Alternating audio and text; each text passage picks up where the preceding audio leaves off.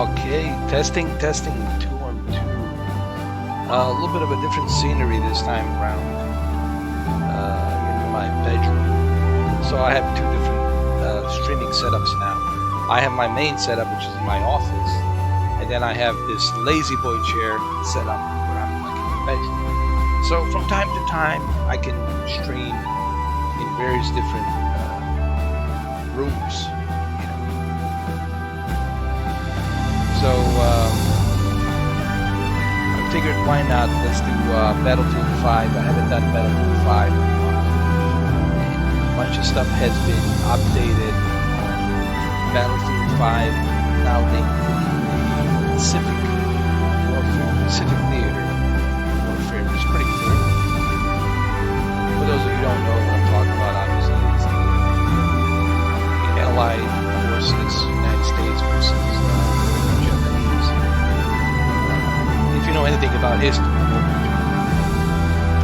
So it's pretty cool that they included that, some extra maps, extra cool features as well. So I want to try it out. I want to see how it plays on the Xbox One X, because I really can't remember the last time I played this. The last time I played Battlefield 5 was a couple of years ago. Can you believe that? 2 years ago was the last time I played Battlefield 5. This is the newest one. This is the newest DLC. The one that's in Pacific Theater. Should be a lot of fun. Desperado. By the way, welcome Desperado. Good to see you, man. Oh, and Stadia. Oh my God, Stadia.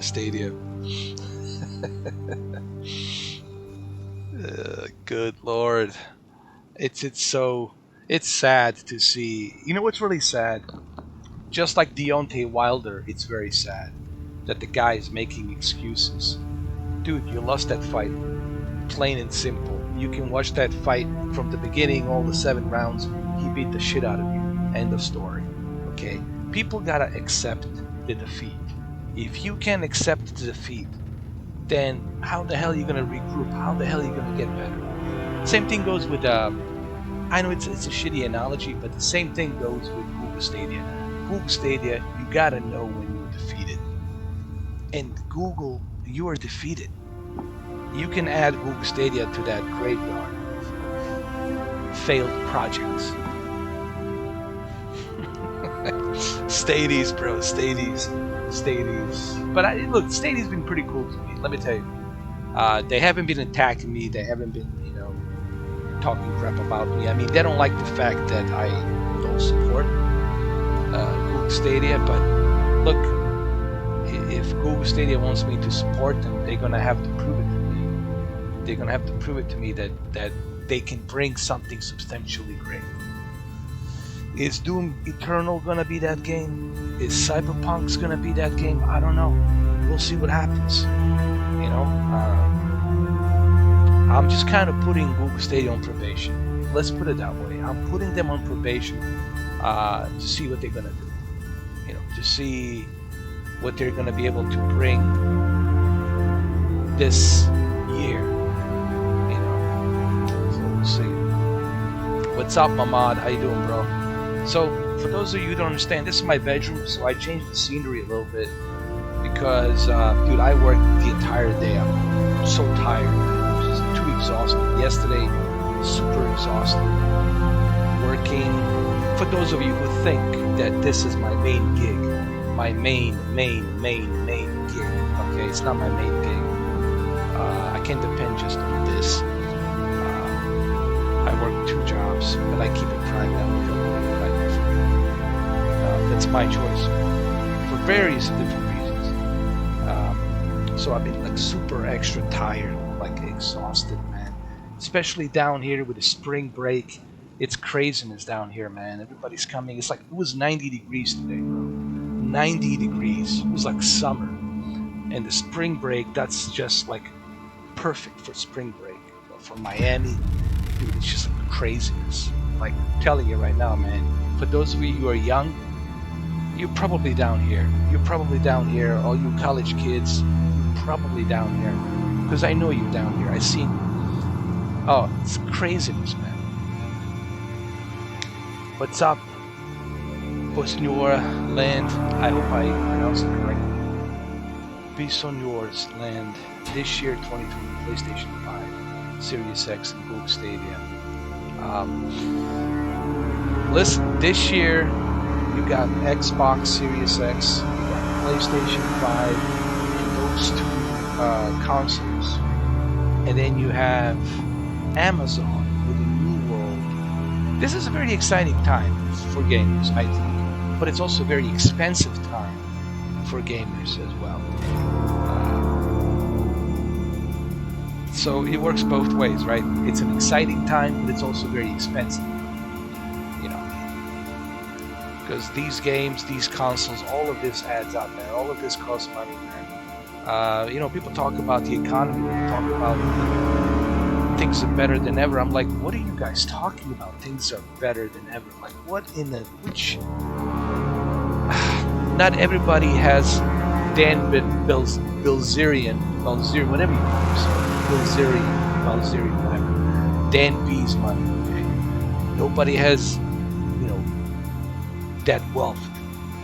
Okay, sure, there's a percentage of people who are wealthy and can afford to have great things, but majority of people, man, they can't afford all of this. They can't afford a new phone. They can't afford a new TV. They can't afford a brand new spanking car. They can't afford buying these games constantly.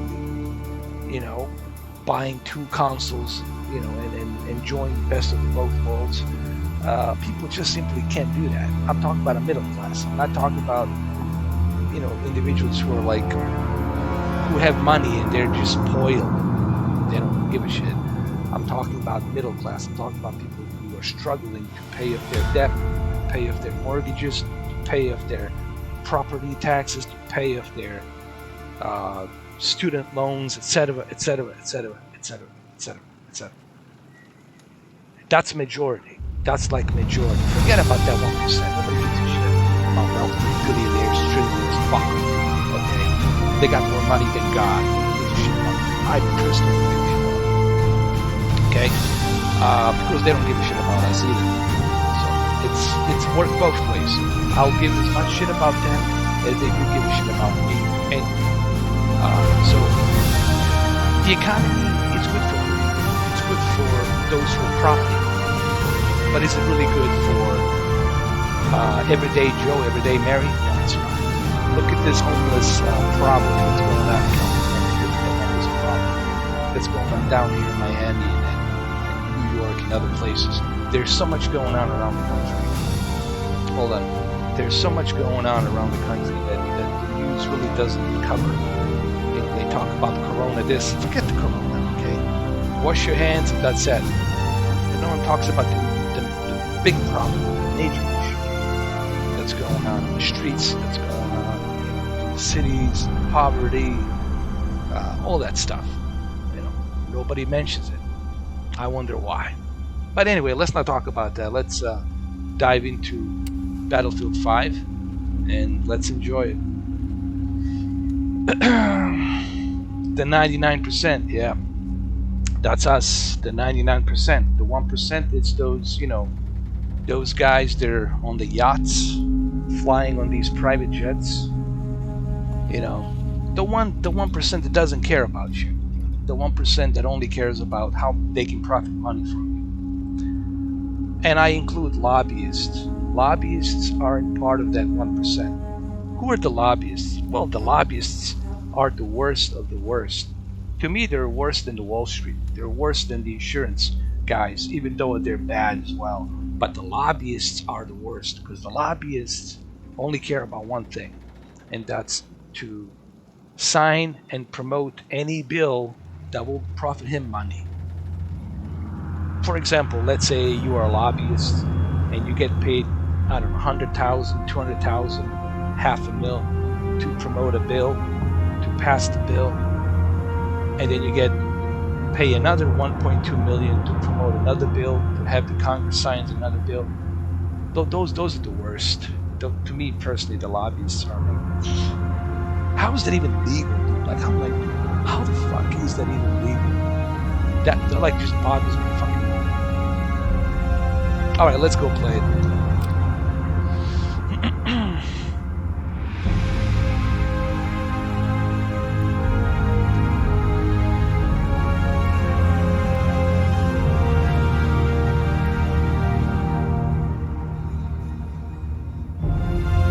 Oh, I cannot connect to EA. Why I cannot connect to EA? I should be able to connect to EA. Come on, EA. Connect to EA. Corona. Listen, brother, I drink Heineken. I drink Heineken. I'm on the green team.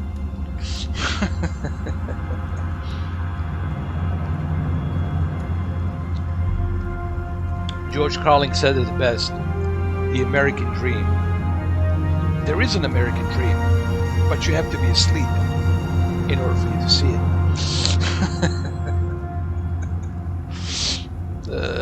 Man, this is all bullshit, bro. Everything is designed and built for bullshit. Bullshit and bullshit on top of the bullshit. Everybody's lying to each other. Everybody's trying to figure out how I can fuck you faster before you fuck me. How faster can I pull my pants before you know, put your pants up? So I gotta hold your pants down so I can fuck you faster before you fuck me. Before your friend pulls down my pants and fuck me faster. So it's one big fuckery. Everybody's trying to fuck each other out. Everybody's up for themselves. And that's pretty much what it is, man. It's one big courthouse. That's it. Bullshit, top of the bullshit. People say being an actor's fucking easy, man. You act every day. You bullshit people every day. Why? So you can survive. You tell people what they want to hear. Tell them this, tell them that. Everybody's acting. Everybody's, playing the game. Everybody's part of the game. And the game is called Survival of the Fittest. The game it's called Who Gets Fucked First. Who can get fucked somebody faster while you got your pants up? That's the name of the game. Who can keep their pants up and fuck the other person faster before that other person fucks you? So that's pretty much what it's all about. That's really what it comes down to. The Pacific War. Pacific War. A long time ago, there was a guy named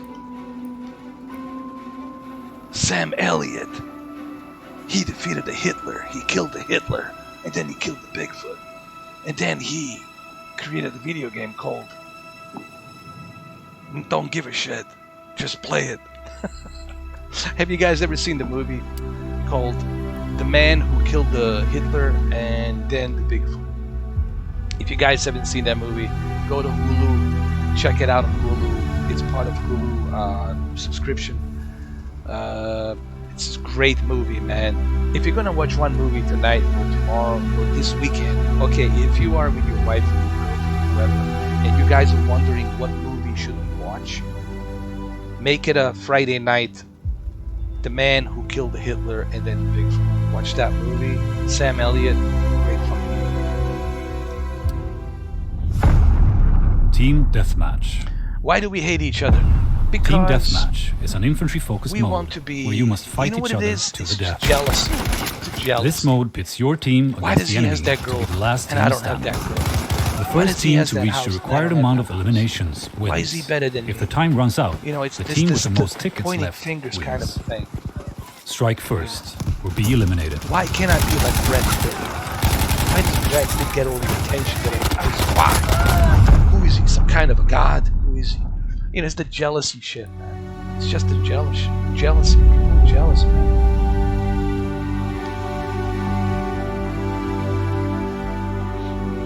Okay, I'm waiting for the multiplayer to start.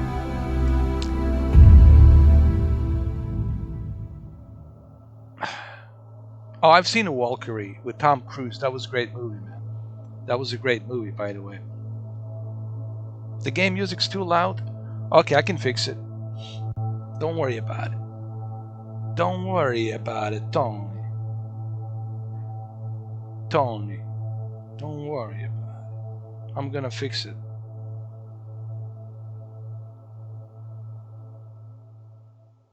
There we go, Tony.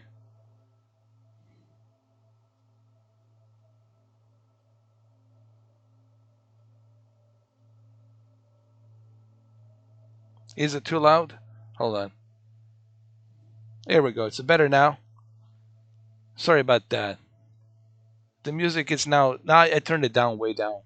I moved my mixer.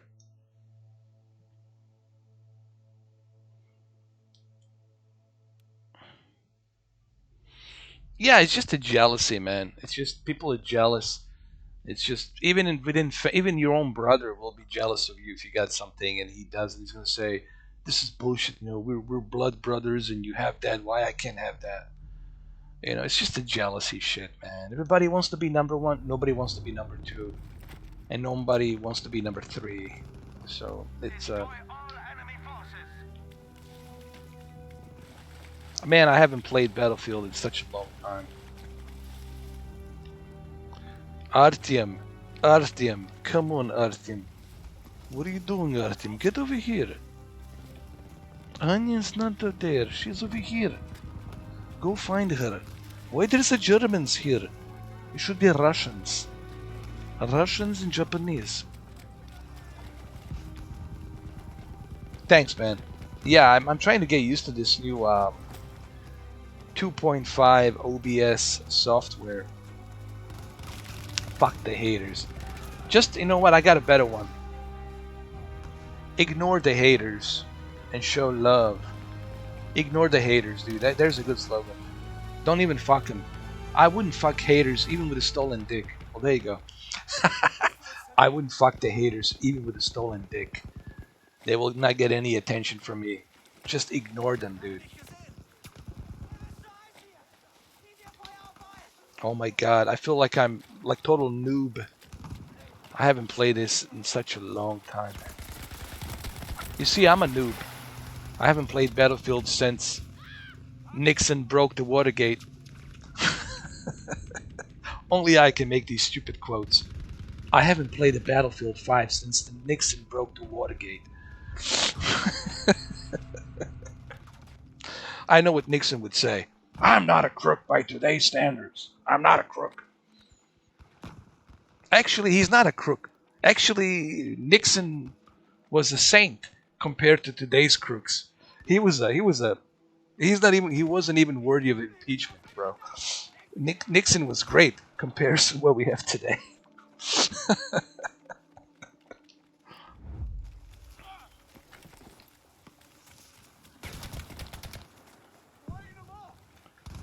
Hold on, Artyom. I cannot help you. Not right now. Artyom. How do I help you, Artyom? What do I have to do? Artyom, you see what happened? I tried to help you and I get killed. I get killed, Artyom.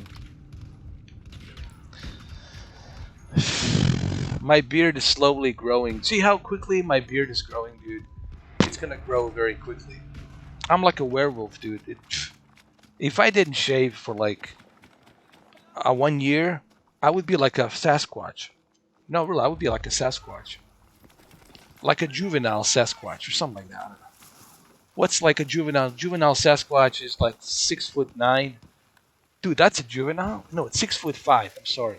6'3". I'm sorry. 6'3". It's a juvenile Sasquatch. That's like a teenager Sasquatch.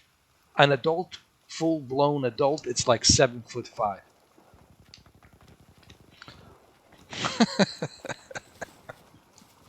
All right, let's get serious here, man. How do we play this?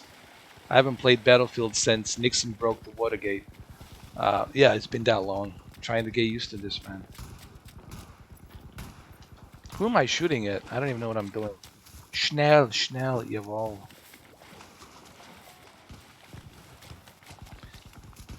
Hey, Google Stadia, can we bring Battlefield to Google Stadia?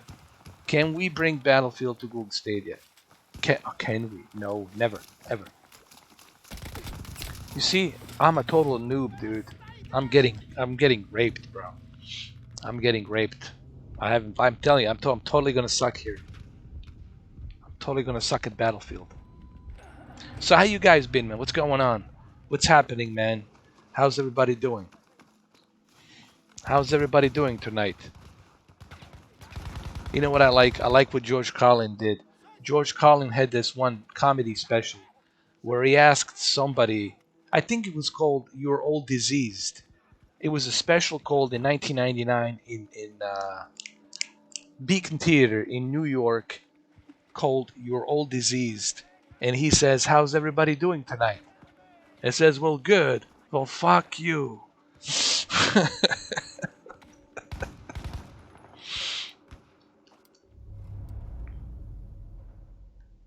Oh, dude. Well, look how big these maps are, dude. This is like plenty of places to get fucked here.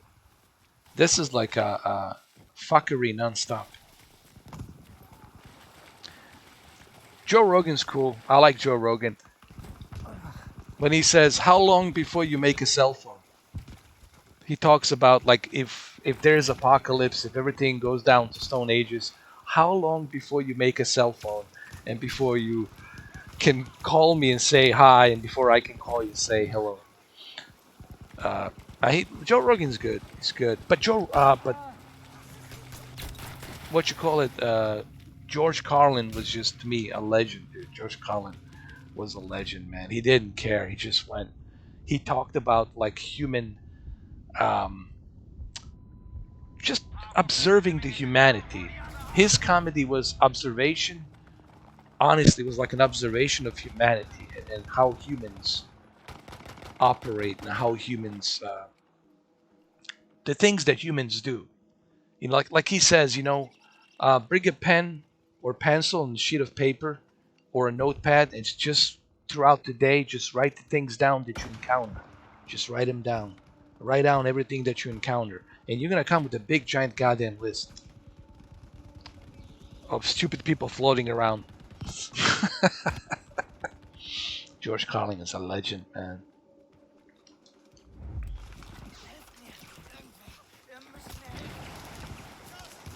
It's like he said, why is it that people always think that there's up there? Like when someone dies, that they're up there looking down at you. Like they got nothing better to do. Imagine how fucked up that would be. If you die and you got another job. Like you can't rest in fucking peace. You got another job. Now you gotta watch everybody. All your loved ones. 365 days a year. Non-stop. Keeping an eye on them. Up from the heavens. Come on, what a crack of shit. Imagine that shit. How crazy that would be, man. That would be a total torture. That would be a hell. To me, that would be a hell. Like, dude, didn't I already suffer enough? And now I have to suffer some more? To be keeping an eye on everybody down below and all my loved ones? To keeping an eye on them, to look on them, look at them, see what they're doing.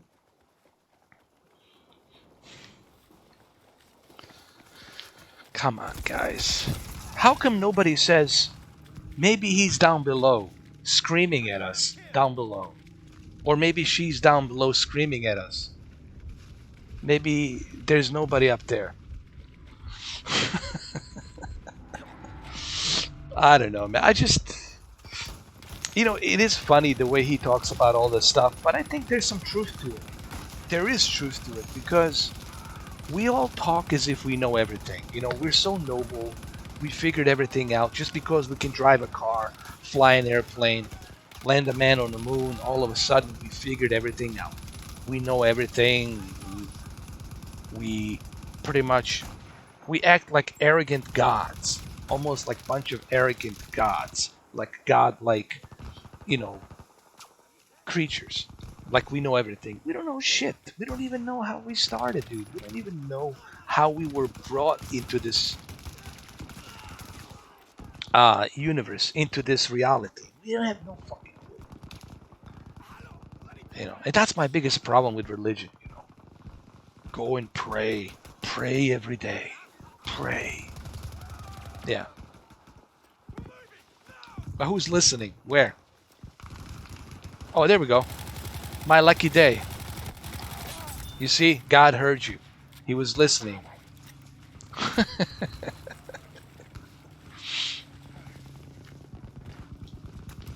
I don't know. I mean, I respect everyone's religion. People have a right to believe in whatever they want to believe. Nobody should take their right from them. You have a right to believe whatever you want to believe. But to me, it becomes a problem when you start telling me this is how it should be. You know what I mean? When you start telling other people this is you going to hell if you don't believe in this, or if you don't do this, if you don't do that. I think people should keep religion to themselves. Whatever it is that you believe, fine, believe, but keep it to yourself. Don't try to sell it. That's the one thing that bothers me about the religious people. They try to sell their religion to you. They try to sell it like a cheap debt collector, or like a cheap insurance company, or like a lobbyist. Everybody's trying to sell you shit. You know, it's crazy, dude. I have no. This map is so big. I'm just waiting for the alligator or a crocodile to pop out of here under the water. What's up, Ryzen? How you doing, man? What's happening? I remember you, Ryzen Gamer. I've seen you before. I have seen you before. Go down. Self-heal.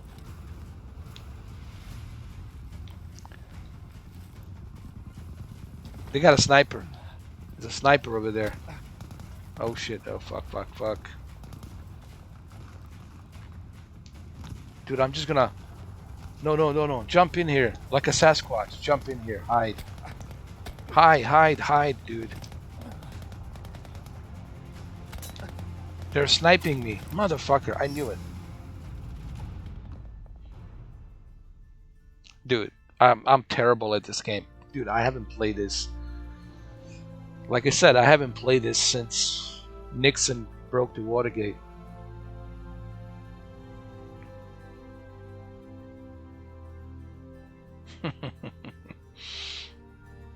So what's up, Ryzen? How you doing today, man? How's everybody doing today? You know what I usually say to people when they ask me, hey, how you doing? You know what I say? I don't say good, I don't say bad. I just say, I'm just doing. How you doing? I think that's the best thing to say. When somebody asks you, hey, how you doing? I'm just doing. I think that's the best, dude. Yeah. Because majority of people will say, oh, I'm good. Bullshit. You're not good. You're lying. You're lying. You're not good. Oh, play the boxing. Oh, yeah. We could play some boxing if you guys want me to. You guys want me to play some boxing? I can jump into some boxing if you guys want me to. Yeah, I was playing Gypsy King Fury. Or Gypsy Fury. Was it Gypsy Fury? Yeah, Gypsy Fury versus everyone, pretty much. Yeah. There's gonna be a fight on May 2nd with what's his name? Dylan White and this other Pavlov. What's his name? This Russian guy. It's gonna be May 2nd. It's already being promoted by Eddie Hearn. It's gonna be in Manchester. It's gonna be an interesting fight. A lot of people are asking, is Fury Anthony Joshua, is it gonna happen? And my honest opinion is, first, Tyson Fury needs to focus on the trilogy. He needs to put the final nail in the coffin and tell Deontay Wilder, hey man, you don't know how to box. You're not a boxer. You're just a puncher, positioned puncher. Like Teddy Atlas says, you're just a position puncher. And you got lucky. You got lucky. All these fights, you got lucky. And now, if he loses this trilogy, if Deontay Wilder loses this trilogy, then I can see in October, or maybe November, possibly October, around Halloween, we can see Eddie Hearns setting up the fight with Anthony Joshua and Tyson Fury, and that's what I'm seeing. But what you don't know, I don't have a crystal ball. Listen, I don't have a crystal ball. It could be that Tyson Fury loses this next match. You don't know. People change, man. The Tyson Fury that was last year may not be the same Tyson Fury this year. He might, he changes his. Even his wife says, Paris says, he's like bipolar. He changes his mood constantly, dude. He had like a nervous, like he was going through mental problems and whatnot. He was suicidal after he fought Klitschko, dude. He beat Klitschko and he felt suicidal. So he's a very unpredictable guy. So we don't know. It's a very unpredictable, and that's what makes it interesting about both of these fighters. Hey, what's up, Adam? How you doing, man? What's happening? Playing some Battlefield 5, but I don't see any. I don't see any Pacific. Do I have to purchase a Pacific DLC? Oh, EA, you. I knew it. EA is not going to give anything for free. You have to purchase Pacific. You have to purchase those Pacific maps. I knew it. Them EA cunts. I knew it, bro. I should have known better. Neo 2. Honestly, I could never. Neo 1, it's so difficult that I just couldn't get into it, man. Neo 1, it's like I tried to play Neo in the first one, and I just couldn't get into it, man. I don't know. It's just there was something about the game I just couldn't get into it the first time around.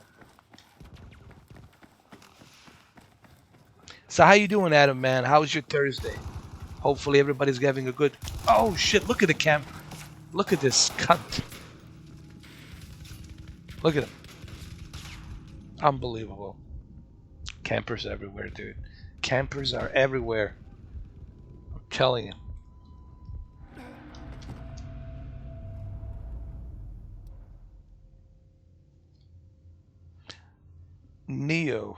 Neo 2. Well, let me know how the game is. Let me know how it is. Is it still more of the same, or is it like it's a little bit different?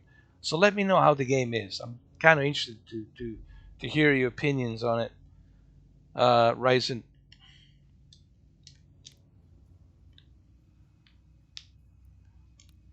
Hold on. I'll go with this. Here we go. That's better.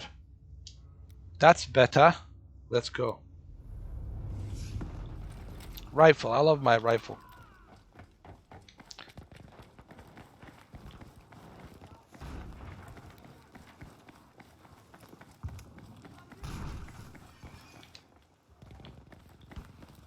This reminds me of a Battlefield 3. Oh, look at this guy. Oh my god. It's right there. It was waiting for me.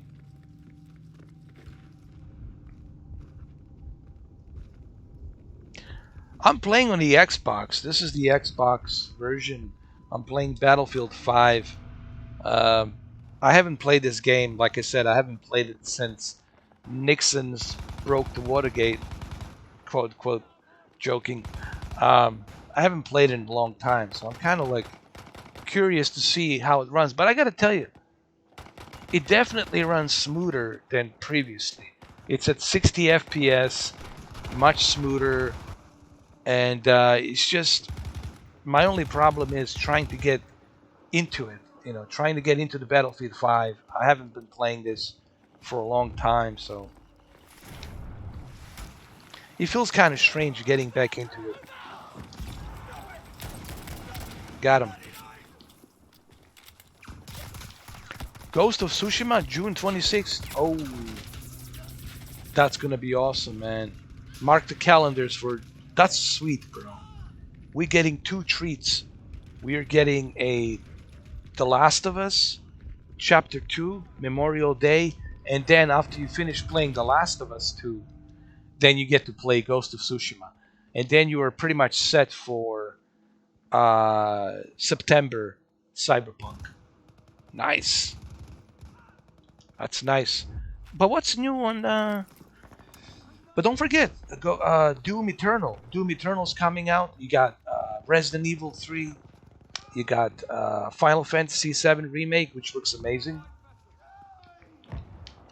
Hold on, what happened here? Dude. No. No. I got frozen. Alright, here we go.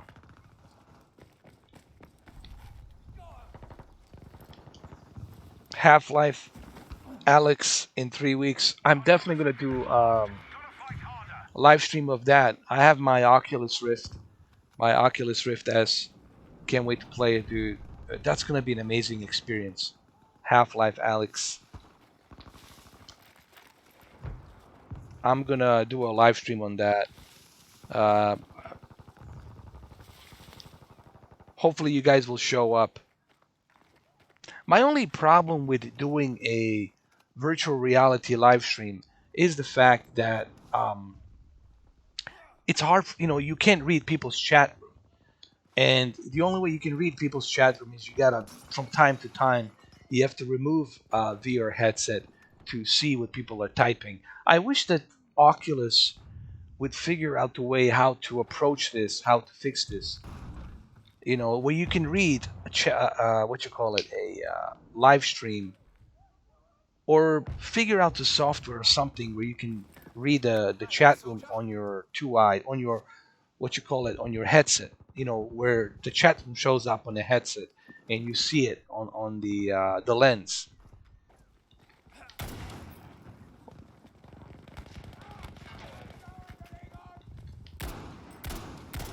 Oh, he's down there. I see him. And then, of course, guys, Cyberpunk 2077. But you know what? Yes, I am excited about Cyberpunk. A lot of people ask me, are you excited? I said, fucking hey, I'm excited about Cyberpunk.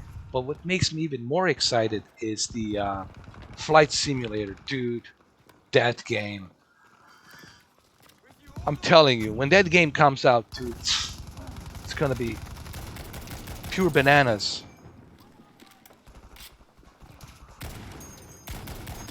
Got him right in the head. That was good. That was awesome, bro. Did you guys see that?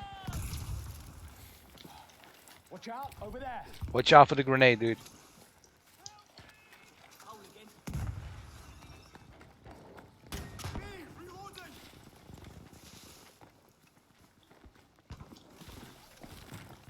I'm gonna stay right here in the smoke.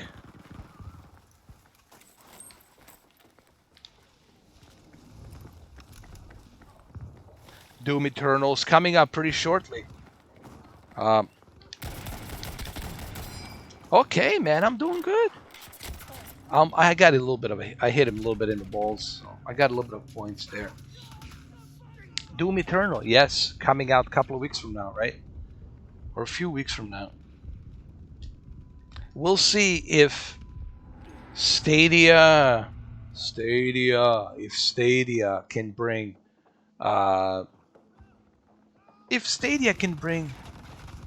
Doom Eternal to Stadia. Let's see what happens. Let's see if they can do it. If they can do it, well, then that's great. But I don't think they will be able to do it, dude. I have a feeling they're going to delay it. They're going to say, we were not able to bring Doom Eternal because developers are still working on it and blah, blah, blah, blah. We'll see.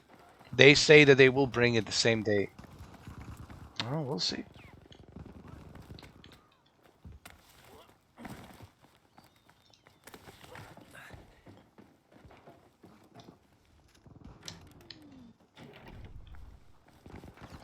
But I don't know, why would I play Doom Eternal on Google Stadia when I can play it? Speaking personally, I can play it on my beefy PC, Why not take the advantage of the ultra widescreen monitor? And oh shit! Dude, motherfucker! He was hiding there. Kill him for me. Guy was hiding right there, dude. Dude, I need help.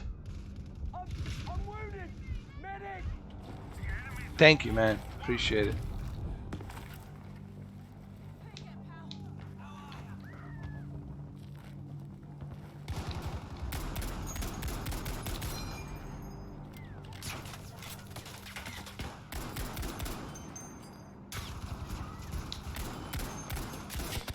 Ooh, enemy hit. I hit him right in the head, but he survived in the helmet. Yeah, I don't know. They're sitting on the 60 FPS. I don't know. I don't know, dude. I don't think so. You know, I don't listen. When it comes to Google Stadia, I don't trust them, dude. I don't believe a shit that comes out of their mouth because I need them to prove. Google Stadia right now needs to prove to us. They need to prove to us what they can. Oh fuck! They need to prove to us what they can do. You know, show us that you can run at 60 FPS Doom Eternal with 4K and HDR. Show that to us. Show us that example. I mean, prove me wrong. Prove all of us wrong.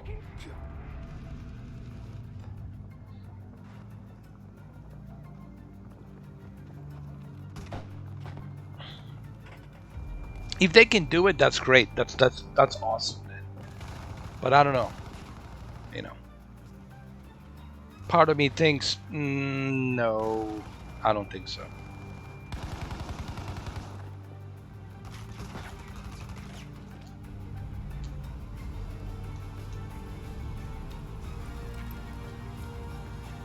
I love the music, man, on this game.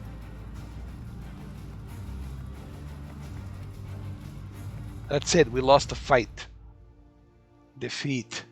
Defeat. It's imminent.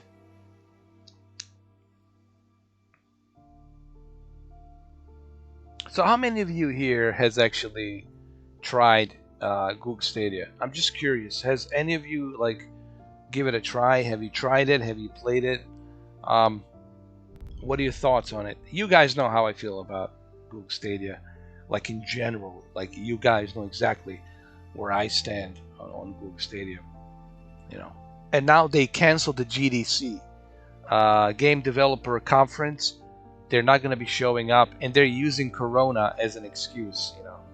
All the Google Stadia fanboys are saying, you know, health comes first, you know, whatever.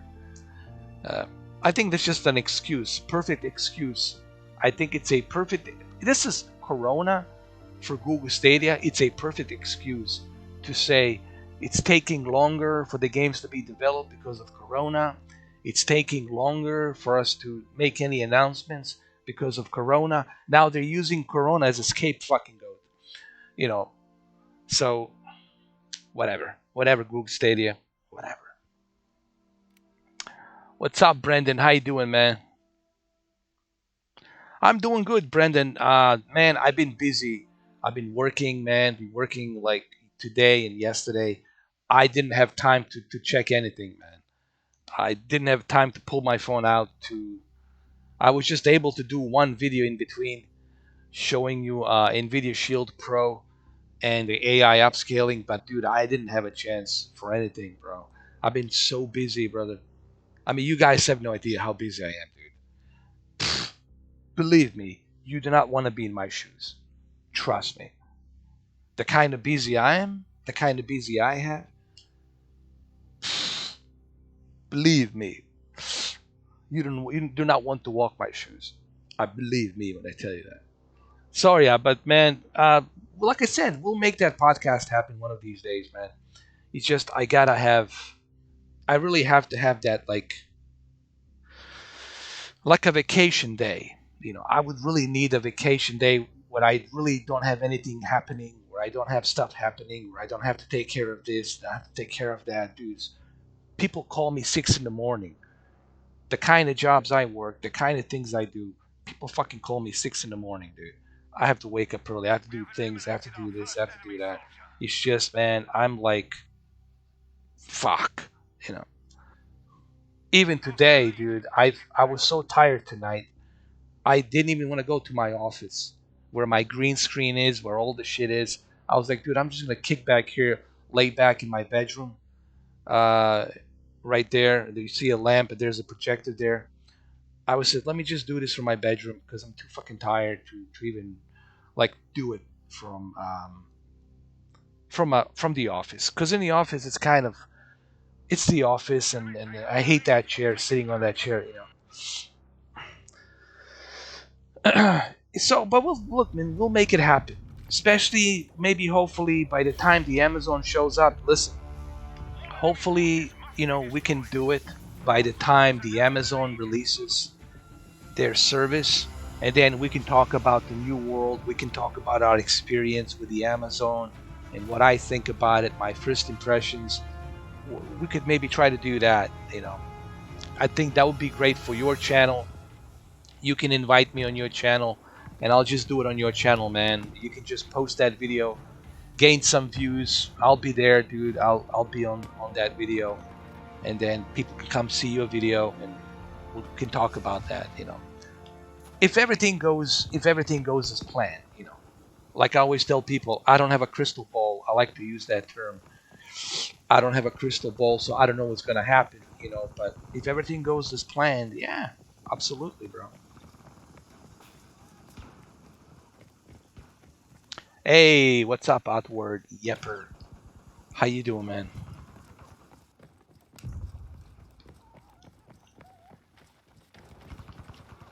Man, I'm totally unfamiliar with any of these maps. That shows you how much I played Battlefield. That shows you how lackluster I am on the Battlefield. I'm like a Battlefield noob. Battlefield noob on tube. Hey, I'm a Battlefield noob. What did you do? Bro. You see? Am I saving for the new Xbox and PlayStation 5? I mean, yeah, I'll be good to go with PlayStation 5 and Xbox. I'll be able to get both of them, I think. I hope. I think. I hope. You know. The way I live my life, man. Like, let me tell you something, guys. Yes, you gotta have plans. It's good to plan. There's nothing wrong with planning. There's nothing wrong with having future plans and whatnot. But one thing I learned in life is that don't get too excited about anything. Always think as if you're gonna fail. Always think as if nothing's gonna work out. Don't have too much expectations, and have as low expectations as possible, and take it one day at a time. Take it 1 month at a time, 1 week at a time, 1 day at a time, and just take it slow. Take it slow. And it works. It really works, guys. Yeah, because getting too excited about too much. Because, like I said, I always like to use that analogy. I don't have a crystal ball, because I don't know what's going to happen tomorrow. I don't know what's going to happen next week or week after.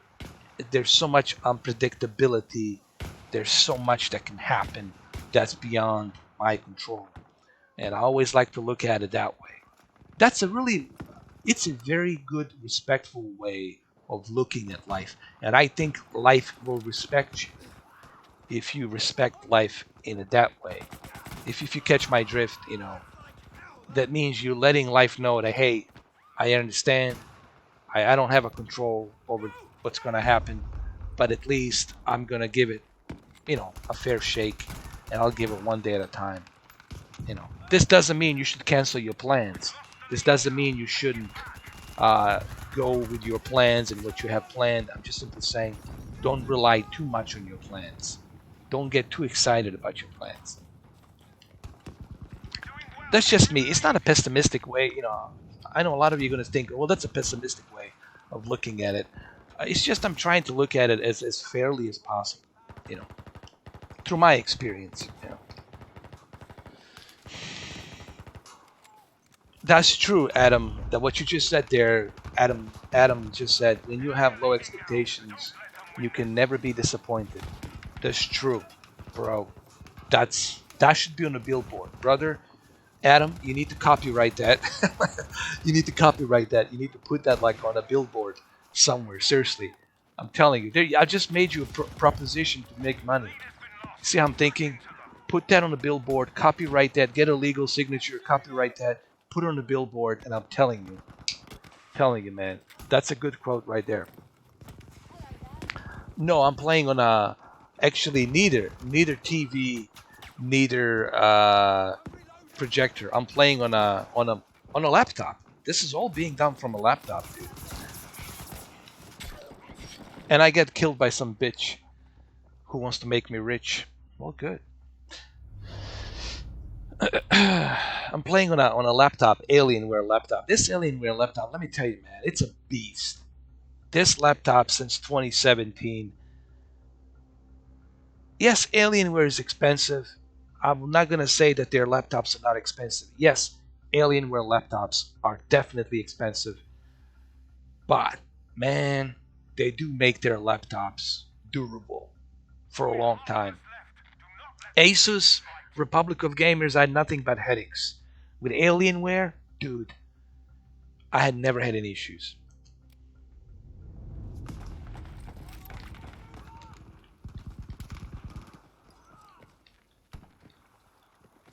Stadia jokes. I have a good Stadia joke. It's called Stadia. Stadia. I just tell people, knock, knock. Who's there? Stadia. You have a package from Amazon. From whom? Amazon. But who's the sender? Sender is Stadia. Knock, knock.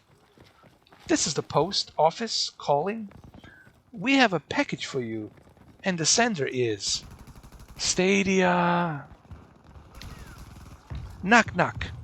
I'm a debt collector. I'm here to collect from you, and the debt you owe to goes to Stadia.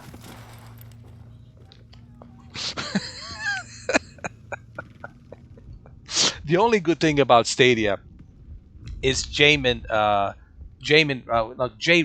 Was it? What the fuck is her name? Dude, I can't even remember her name now. Jaden Raymond. Jaden Raymond, the Canadian chick. She's 44. I think 45 or 44. It just looks freaking good, man. She looks amazing for her age. Jaden Raymond. Okay?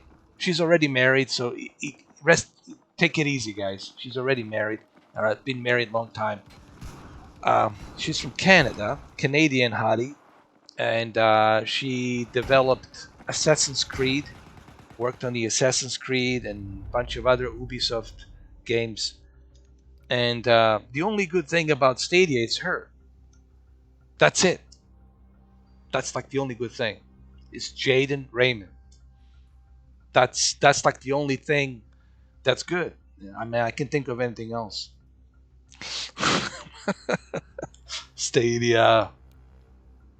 You played a Crackdown 3 on an Xbox X today with no crashing of frame rates. Oh yeah, man, I haven't played a Crackdown for a long time. I might have to jump in on it, man. I might have to jump on a Crackdown. You know, my biggest problem with the Battlefield is the huge maps. And I think this is what makes Call of Duty so much more fun. I'm not a big fan of these big giant maps. You know, it's just... It's very easy to... This is what I'm talking about. Call of Duty style, bro. Call of Duty style right there. Oh, she used to do that. I didn't know that. Electric Playground. I didn't know that, man. With Victor Lucas. She's probably the hottest gamer. Like, if I'm thinking about who's the hottest gamer, it has to be her, dude. It has to be her. I mean, I remember when she first announced Assassin's Creed long time ago. She was probably 36. No, she was probably like 37 or 38 or something like that. And when she announced the Assassin's Creed, I said, forget. I said, I didn't even care about the Assassin's Creed. I was like, who is this? Like, who is this hottie? Oh my fucking god, man. Yes, I played a truck driver.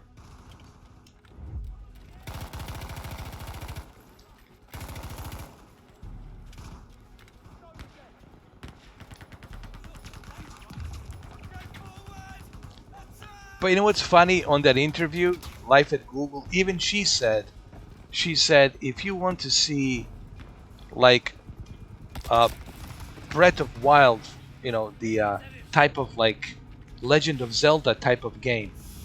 If you guys want to see Legend of Zelda type of game on Google Stadia, you're gonna have to wait 5 years, maybe 5 years, possibly 5 years, just to get a game like that. That's what she said. And when she tells you that, for you, if you're waiting for something with a type of Zelda style type of game, exclusive game to come to Google Stadia, you're looking 5 years from now. 5 years is a long time, bro. I don't know what the fuck's gonna happen 5 years. Am I gonna be alive 5 years? That's a long time to be waiting, dude. So I don't know, man. It's just that interview was, to me, that interview felt like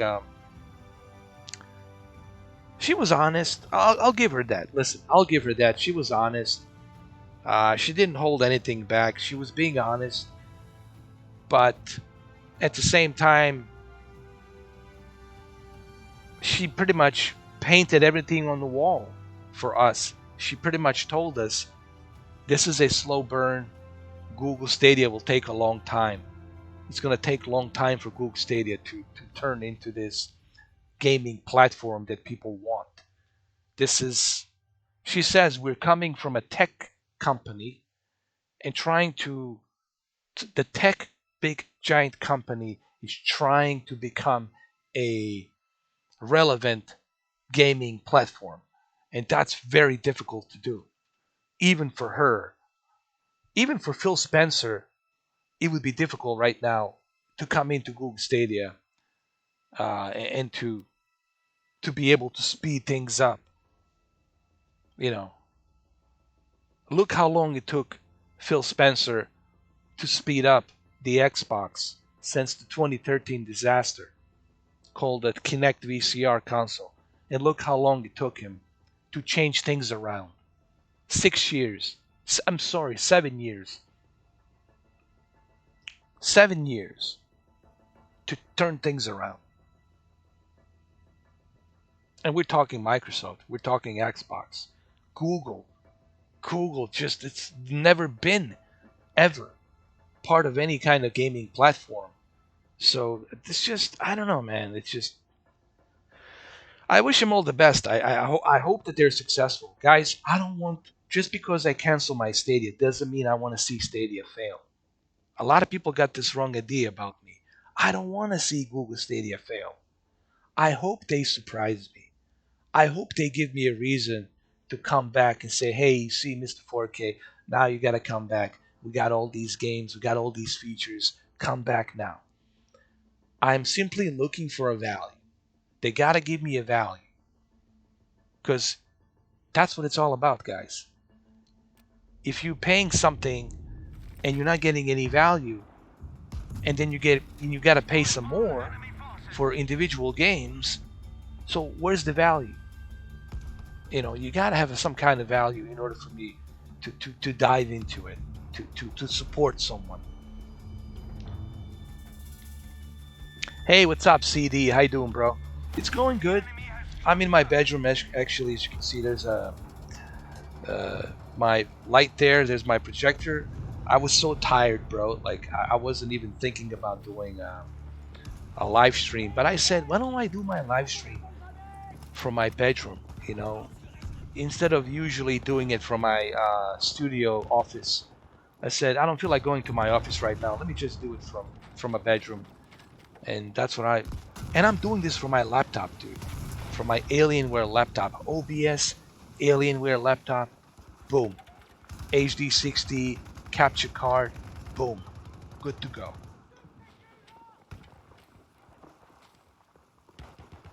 Hey, what do you got? Q9FN? Yes, Q9FN is an excellent gaming TV. Don't underestimate the Samsung's ability for. I'll put it this way. I would say the Q9FN is probably the best gaming television for a console. You're not gonna find anything better that has excellent color accuracy, excellent full rail local dimming, and a 2000 peak brightness nits for HDR. bro, Q9FN. Yeah, dude. Honestly, you're good to go. The only thing that sucks about Samsung is the fact that they don't have Dolby Vision. That's like the only negative I have. Honestly, that's an excellent 4K HDR TV. My only negative about Samsung is the lack of Dolby Vision. If Q9FN had a Dolby Vision, that would be it for me, dude. That's it. And it's a shame that they don't have Dolby Vision. It's a damn shame. I mean, Samsung, what are you doing? Samsung, what are you doing? Like, you should have. It's beyond me, dude. It's beyond me why Samsung doesn't want to put Dolby Vision and Dolby Atmos into their televisions.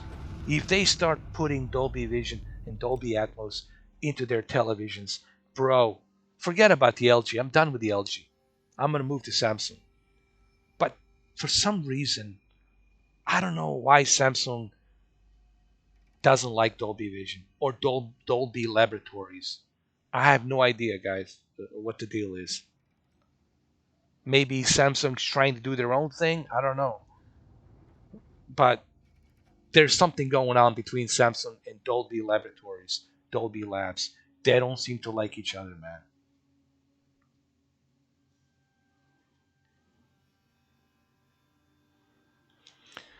Sony 930E is it's a great TV. It has Dolby Vision.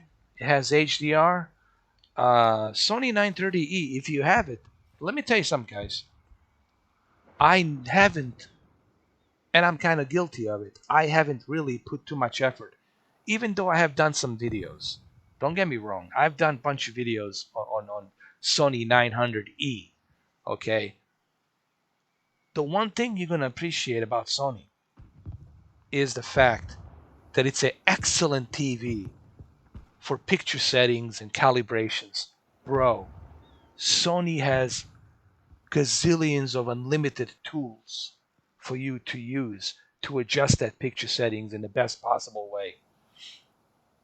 I might have to, you know what? I might have to go pick up my Sony 900E. I have it somewhere sitting in the basement. I might have to bring it up, put it back on, and show you guys just the amount of features that are available on Sony, man. What you call it? Bravia. Sony Bravia model televisions are excellent, especially with the Z9D, bro. Z9D and Z9F. If you have Z9D, bro, you're good.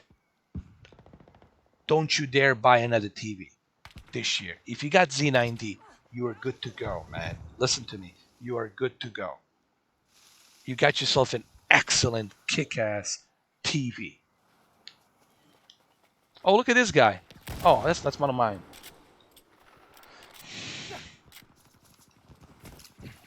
Yeah, I can do that, Adam. I might do that probably this weekend. If I think I'll be able to do it if I have a chance. Probably sometime this weekend I might be able to do a video like late at night.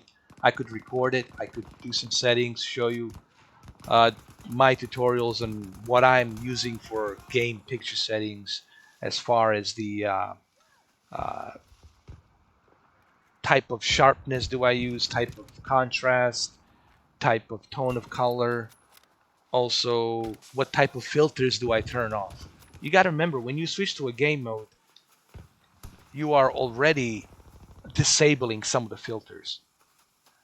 But I want to show you some tricks that you can do to turn some more filters off, because there's a bunch of filters, honestly, that are on your TV that you don't need. You know, those filters, they're not really helping you when it comes to gaming performance. So my suggestion is turn off all the filters. Turn off everything. You don't need those filters, because those filters, like dynamic contrast, and what else they have, the motion flow, all these filters, they're clogging up the performance of what you can achieve. Oh, the Samsung S20, yes. S20 Ultra comes out tomorrow. Are you gonna review it, Brandon? Sony 8K. Sony 8K is expensive, man. It's great, but it's so expensive. The thing about Sony is, man, that their televisions are so expensive, dude. Their projectors, laser projectors, are expensive. Sony's an expensive brand, you know. I'm not gonna lie. Um, you know, but you get what you pay for. You know, you get what you pay for. That's the thing about the brands.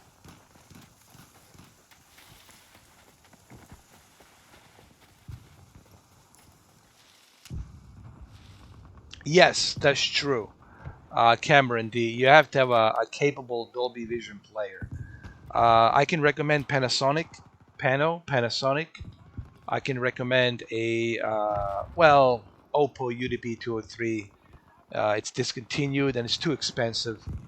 You know, you guys shouldn't be paying $1,500 for a Oppo player. Not that it's not worth it. Of course, it's worth every penny. But right now, it's I wouldn't pay 1,500 for an Oppo. I was lucky enough to buy it directly from Oppo Digital when when they were selling it before they went out of business. But I think they're working on the cell phones. Someone told me that they're actually working on cell phones. Oppo is creating their own cell phone or something. That's what I heard, dude. I could be wrong, but someone told me that, hey, did you know that the Oppo is working on a cell phone? I was like, no, like a mobile phone? I didn't know that.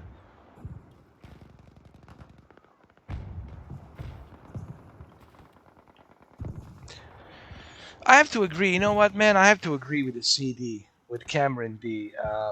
What is the point? Even those 8K cameras, you know, they're shooting in 24 frames per second, very low frame rate. Um 8K. Listen, guys, we haven't even properly adjusted to 4K, and 8K. There's just not enough content right now. I mean, what are you gonna do with the 8K? Yes, it's gonna upscale, but how good is it gonna look being upscaled to 8K, right? Um, 8K is still far away, dude. And okay, let's say I'm able to record a. Let's say I record 8K footage, right? And let's say I upload a 8K video. How many of you are going to be able to see it in 8K? How many people are going to be able to see it in 8K? It's pointless. Anybody who uploads the 8K video, it's like maybe for some tech guru individuals who want to see how it looks. But how many people are actually going to be able to see it? 8K is still it's still far away, guys. There's no point wasting money on 8K. I was thinking about this the other day. I was like, dude, yeah, I think I'm sending the wrong message here. Dude, stick with your 4K. You're good with 4K, man. Majority of games not gonna be running in 8K. Xbox, um, Series X not gonna be running in 8K. Uh, PlayStation 5 not gonna be running in 8K natively. Maybe checkerboard. So there's really no reason for you to jump into 8K unless you can find a good deal. You know, if you can find a good deal, like a good reasonable deal, then fine. But I just don't see, like Cameron D says. I agree with Cameron D. I was thinking about this earlier. I was like, dude, we're not ready for 8K yet. It's not there yet, bro. Let's be honest. You know, 1080. Listen, people still rocking, bro. People are still rocking 1080p, bro. Even I'm rocking 1080p. I got two 1080p 3D TVs, but I only use. It's funny. I only use 1080p televisions for my 3D content, so I can watch my 3D movies with my passive 3D glasses. That's the only reason I have two 3D TVs. I have LG 75. I mean LG 47-inch home cinema 3D passive glasses TV, and I've got the Vizio 75-inch 3D TV.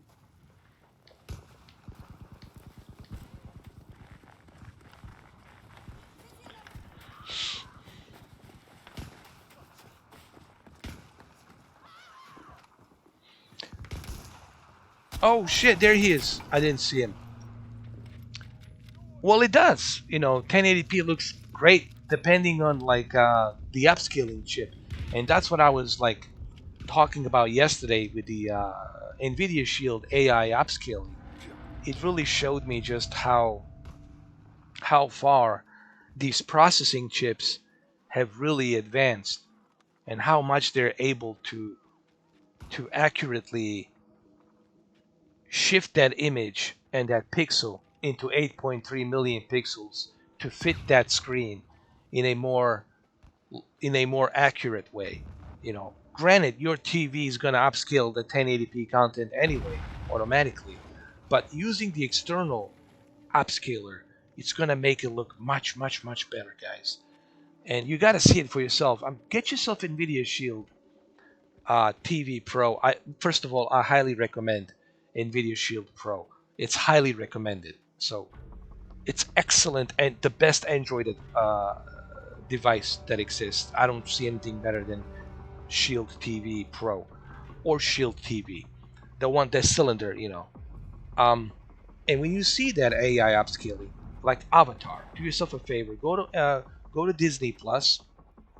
Go to Disney Plus and click on the Avatar 1080p, and then click AI Enhancer Upscaler, and you're gonna be blown away how much richer the detail is on the Avatar.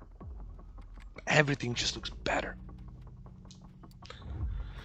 So the point I'm trying to make to Adam's point as well is that yes, upscaling works really good when you got a really good upscaling chip to do that.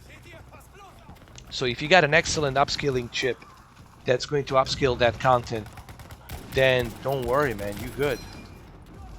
You're pretty much all set.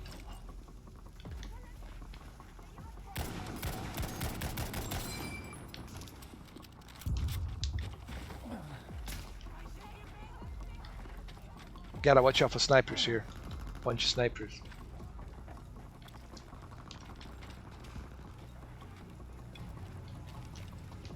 I think they come out this way.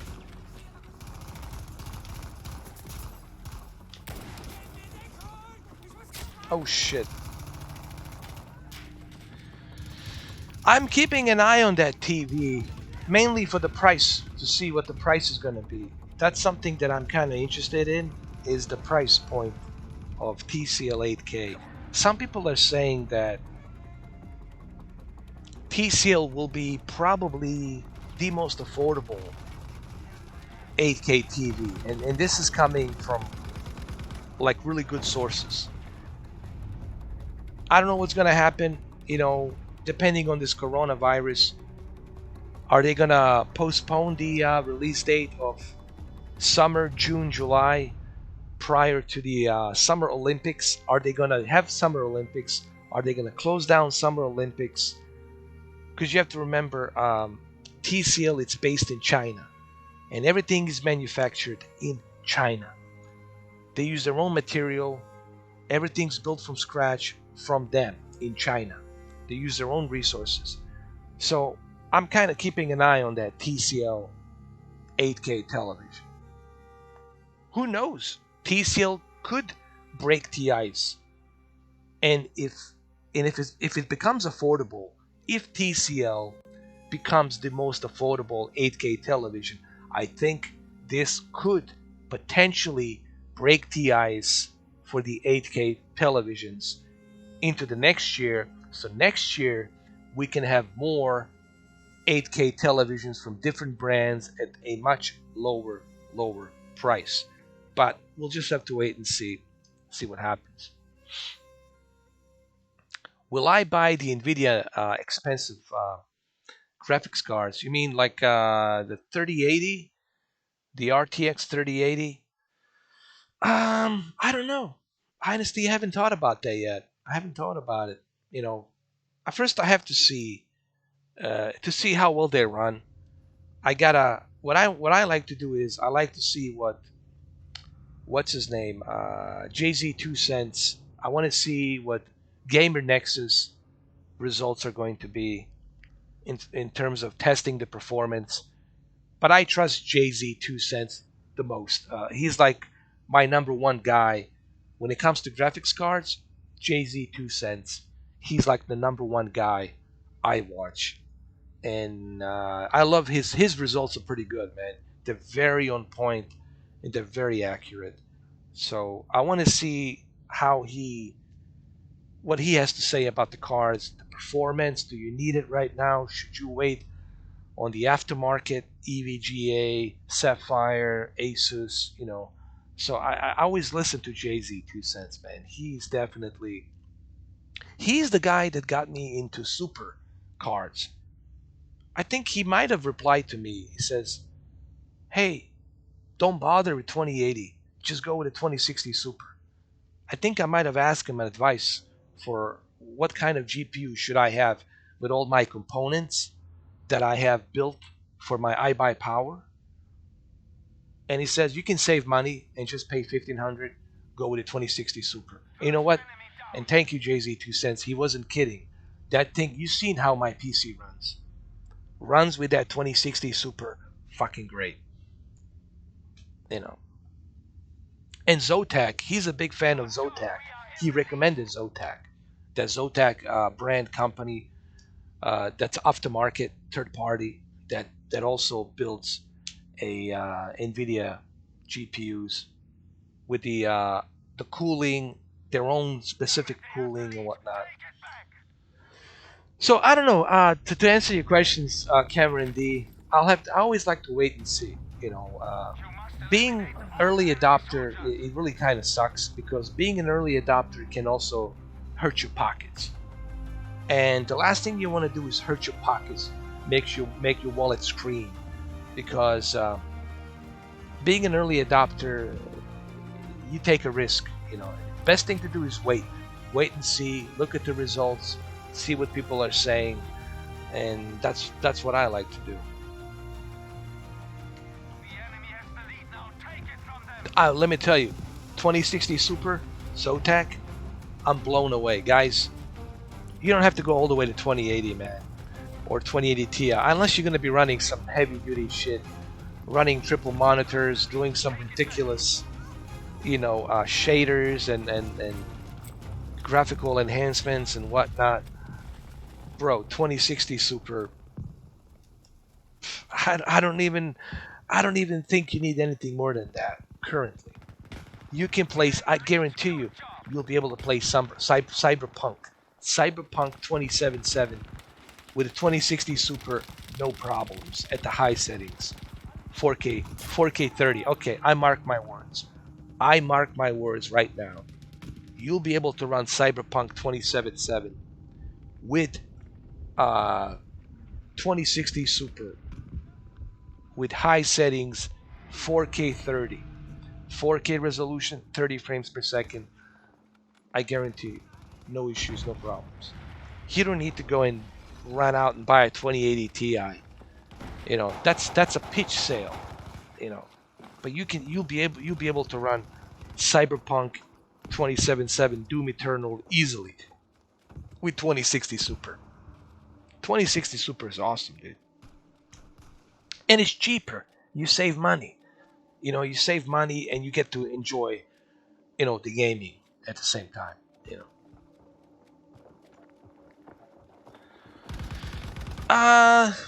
Yes, Brendan, you can use a controller, your Xbox Windows controller with PlayStation Now, but it has to be from a PC, obviously. On a PC, on a computer, on your app. You need to download the PlayStation Now app, and from a PlayStation Now app, you can connect your Xbox controller.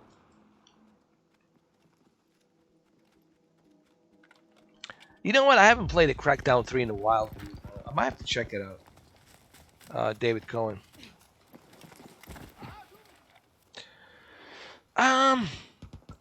I don't think so, Cameron D. I think graphics cards are still here. I think graphics cards will take a major hit in 2031. Guys, I still stand by my statement prediction. 2031 is when the graphics cards will be becoming where the market for the graphics cards is gonna climb down. It's gonna drop down.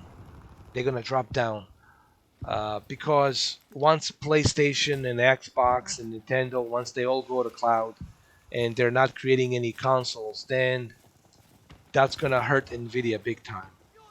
That's gonna hurt AMD the big time. But they're also gonna profit money by building a cloud data centers. Nvidia still's gonna Nvidia GPUs will still profit from building a cloud data centers across the world. Same thing with the AMD building data centers across the world once everything goes on the cloud. But no, I mean graphics cards are here for about another 12, 13, 14, I would say another 15 years. Graphics cards will be selling really good for another 15 years. But come 2031, I honestly believe 2031, people are going to say, well, why should I bother purchasing and building a PC if I'm not running a YouTube channel, if I'm not, you know, doing some heavy duty video editing, or if I'm not a programmer, then I don't need this heavy duty PC. They're all going to say, hey, I can just buy my TV, have a good internet connection, and enjoy everything from movies, video games, and but that's 2031, dude. I look, I know I've been preaching this. It's like almost like I had a dream, dude. I can't fucking explain it.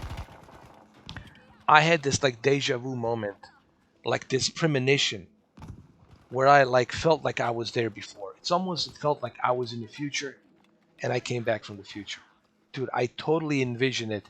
2031, 2031. There will not be any consoles anymore. Consoles will not be made anymore. The last dying breed of the PlayStation 5 Slim and XSX Slim will die out, and everything's gonna be on the cloud. Dude, I had this vision. 2031, it's gonna happen. Yes, that'd be awesome, bro. That'd be awesome, Brendan. You know what? Speaking of Crackdown 2, let's exit this. Let's go home. I wanna play some boxing for you guys. Uh, I wanna play some boxing. I haven't played boxing in a while. Mr. 4K President. You know what? People ask me that. Well, first of all, I could never run for president. I'm in the same boat as Arnold Schwarzenegger because you have to be born in United States to be a president, and unless the Constitution changes that law, if that ever happens, um, the best I can be is the governor. I could be the governor and inspire people by being a governor. Like that's like the only way I can do it through being a governor. And you know what? Governors can do a lot. They can inspire. They can change. They can inspire a lot of different things. You know, being a governor is still, you still have a power to inspire if it's being channeled through properly. And of course, if you're not lying to people, if you're not bullshitting people, if you're doing morally the right things to help people, like I'll give you one example. Like here's the things that people don't know about me. Uh, I'm a good Samaritan. I like to help people, regardless of me yelling and screaming and acting like a maniac sometimes. I like to help people, you know, and I'll give you some examples. I'll give you some examples, guys. This happened like yesterday and happened a couple of months ago, beginning of January. Um, I had this one guy, very skinny, was shaking, and he just looked like I don't know. He was like 85 pounds, man. He had this like this German Shepherd, and this German Shepherd was like very skinny, And he says, "Could you please, man, just please $1 and anything?" He says, "I'm hungry." And I felt very sorry for the guy. I felt very sorry, and I said to him, "Hold on a second. Don't worry." What I basically did, I went to my glove box compartment. I know I shouldn't keep my money there, but sometimes I keep my money there. I left like $50 there. I left the $50 there, and I said to him, I gave him $50. I said, "Here you go. I know it's not much, but just try to get some food for you, something for your dog, uh, and take care of yourself, man, as much as you can." And I gave him that $50. And the guy was like, he gave me a hug, dude. And his dog came next to my leg and he gave me a hug. And you know what, man? That's what it's all about, bro. That's what it's all about. But people say, how do you know that he's going to spend that $50 on food? How do you know that he's not going to spend the money on something else? It doesn't matter, guys. It doesn't matter on what people spend their money. Part of being a good Samaritan is the fact that somebody is asking you for help. A person is asking you for help. It doesn't matter what he spends that money on. The fact is that he asked me for help and I'm going to help him. That's what it's all about. That's a moral thing to do as a person. And I've done these things many times before. It's just I don't talk about it too much, nor do I document it. And I hate those assholes who do that, who put it on YouTube to document that. You're going to document someone else's misery, get some money, so you can get 1 million, 2 million, 5 million hits on the video. I don't do that, guys. I don't do that. Why? Because I know who I am. I know what I've done in the past, and I don't have to prove myself to anybody. I know who I am. So that's the one quality that's missing, I believe, with a lot of these leaders who never talk about the real issues, the real problems that needs to be tackled. What are the real issues? The real issues is people are in debt, man. People are they're being evicted from their houses. They can't pay off their mortgage. They can't pay the loans. They can't pay this. They can't pay because they don't have jobs. They don't have good quality enough jobs to do that.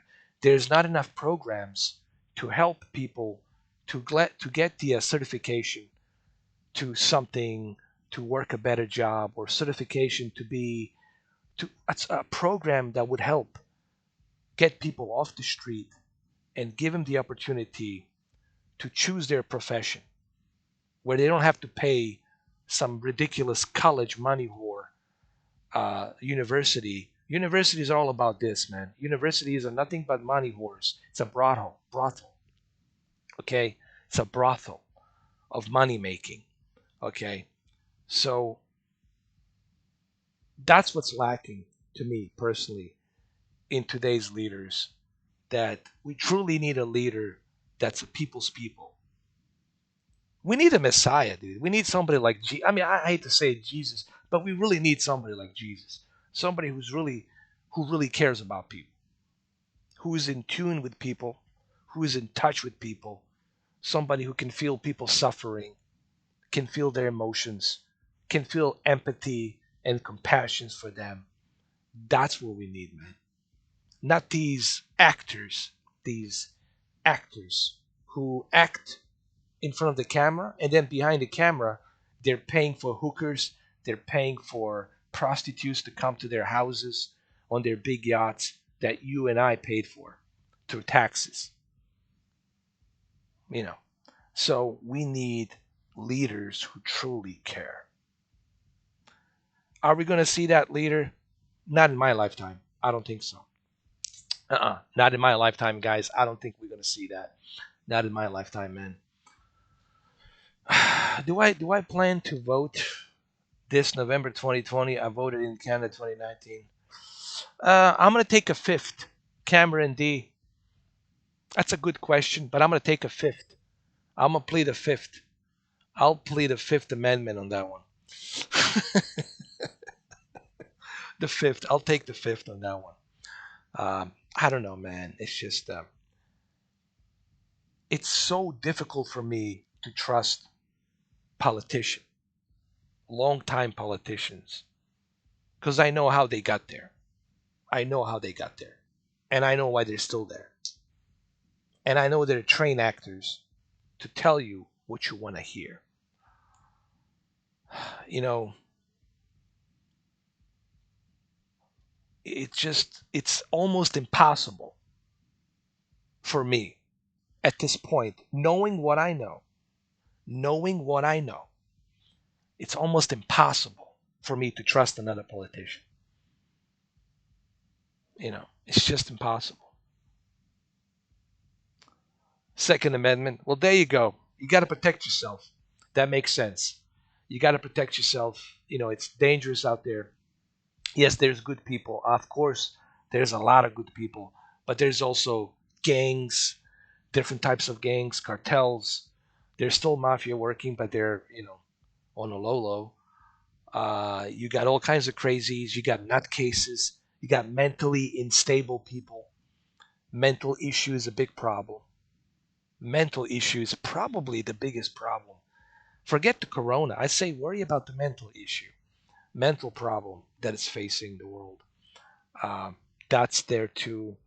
But yeah, Second Amendment, right to bear arms, not just to protect yourself, but to protect yourself from rogue, rogue dictating governments.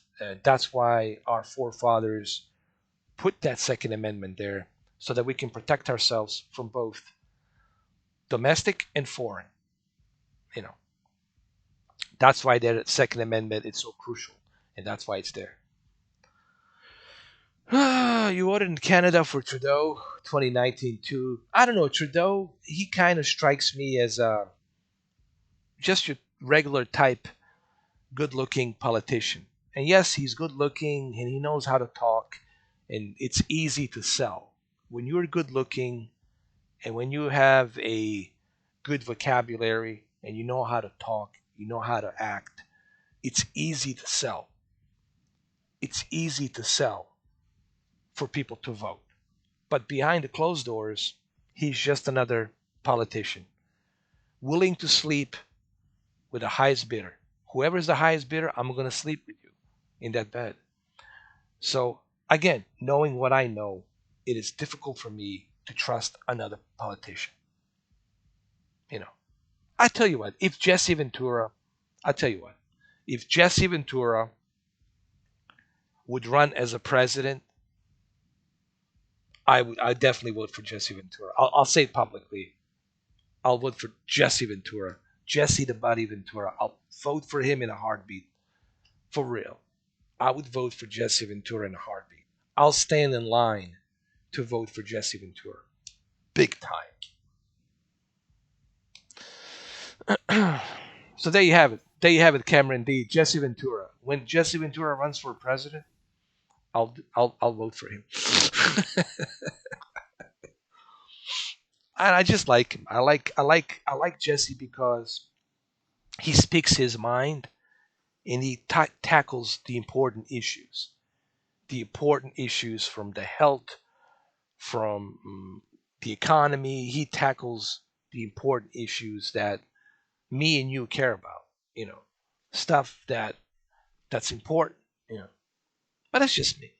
I could be wrong about Jesse Ventura. Jesse Ventura could also be telling me one thing, and then once he gets inside the office, does totally the opposite thing. And again, this is why I have a difficult time trusting a politician. But the difference between Jesse Ventura and politicians is Jesse Ventura, it's not a politician. Jesse Ventura doesn't belong to any party. He's independent. And he's not a politician. So that's why I would vote for Jesse Ventura. M4K and Bithead. Oh man. I don't know. I mean, Bernie Sanders, I don't know. I mean, you got to remember, he's been in this for a long time. And Do I trust Bernie Sanders? I don't know. That's the thing about politician. He's been in this for a long time. He's been in politics for a long, long time, and it's difficult for me to trust a politician. It's almost impossible. Not just difficult, but almost impossible to trust a politician. Hulk Hogan hates Jesse. Why? Why does he? Why does he hate him though? What happened though? I don't understand. Lennox Lewis versus, let's see, Eddie Chambers.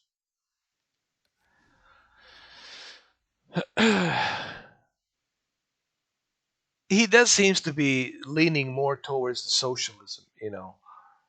People need to understand something about socialism. Because I used to live in a socialist country, so I know what it's like. They think everything will be given to you, everything will be free. No, no, man, no. There's a catch to that. You know, there's a flip side to that coin. You know, it doesn't work quite like that. You know, and I know it because I used to live in a socialist country. I know what it's like. You know, yes, you have access to healthcare. Yes, uh, you can have an affordable home, but that's where it ends. That's where it ends. You can't be too rich. You can't be way too rich, and you can't aim for the dreams because you're being limited by what the government allows you to have. You know, and that listen, that will never happen, bro.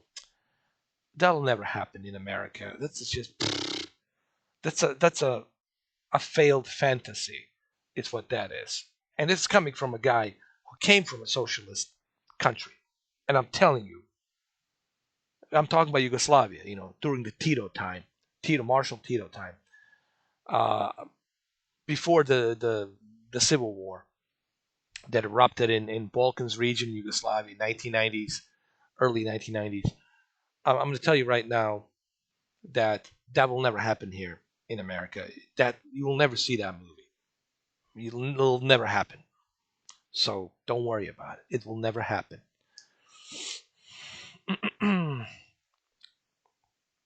Thank you, Adam. Well, you have to lay out the facts. That's the way. That's transparency. Transparency comes with the facts. That's what it's all. That's what transparency is. Being transparent, laying out the facts. Cameron D. Bernie seems like a genuine man for average person. You know what, Cameron D. They all seem genuine. They all seem genuine. They all put on an acting face. Uh, but when you peel off that mask, and when the cameras are not watching or recording, when the cameras are turned off, then they peel off that mask. Like in Mission Impossible, they peel off that mask, and then another layer of that person sits behind. And then another layer of that person is the true face of that person. We gotta remember, guys, human beings are very, very complex. Are very complex. And human beings have so many layers of characters. By the time you get to that real person that's inside. And that's what you're dealing with politicians. Peeling of the layers and layers and layers and layers and layers of many different identities till you finally get to the real identity of who that person really is.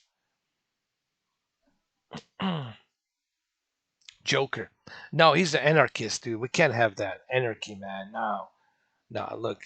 Heath Ledger did a great job as a Joker, but anarchy, it's not going to benefit anybody, man. Talking about a purge. We just need to be more compassionate and more in tune with ourselves and our to be more in tune with humanity. you know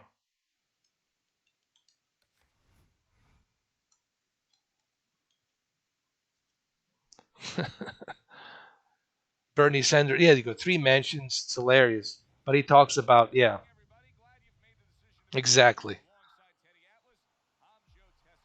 He talks about the billionaires and this and that, but yet he's got the billion. He's a billionaire too. It's like, what is he talking about? Like, you a billionaire too.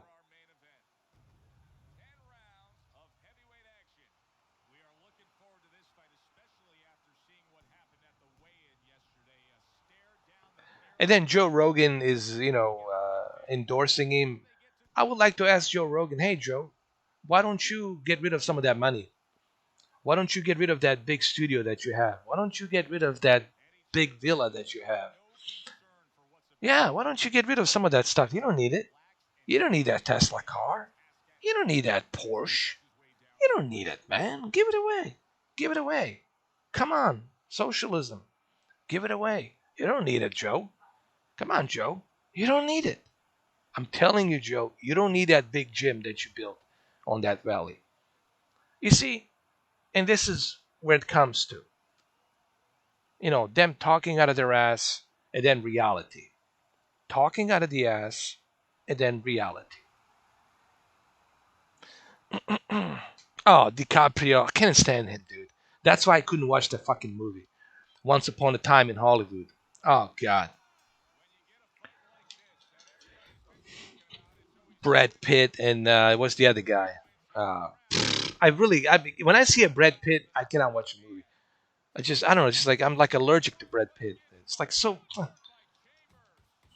Yeah, I don't know. Can't stand Brad Pitt. Can't stand DiCaprio. Who else I can't stand?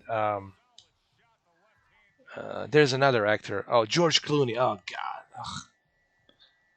Matt Damon. Cannot stand Matt Damon. Sorry. Ben Affleck's all right. He's okay. Henry Cavill. I like Henry Cavill. I like Tom Hardy. I love those two. They're good.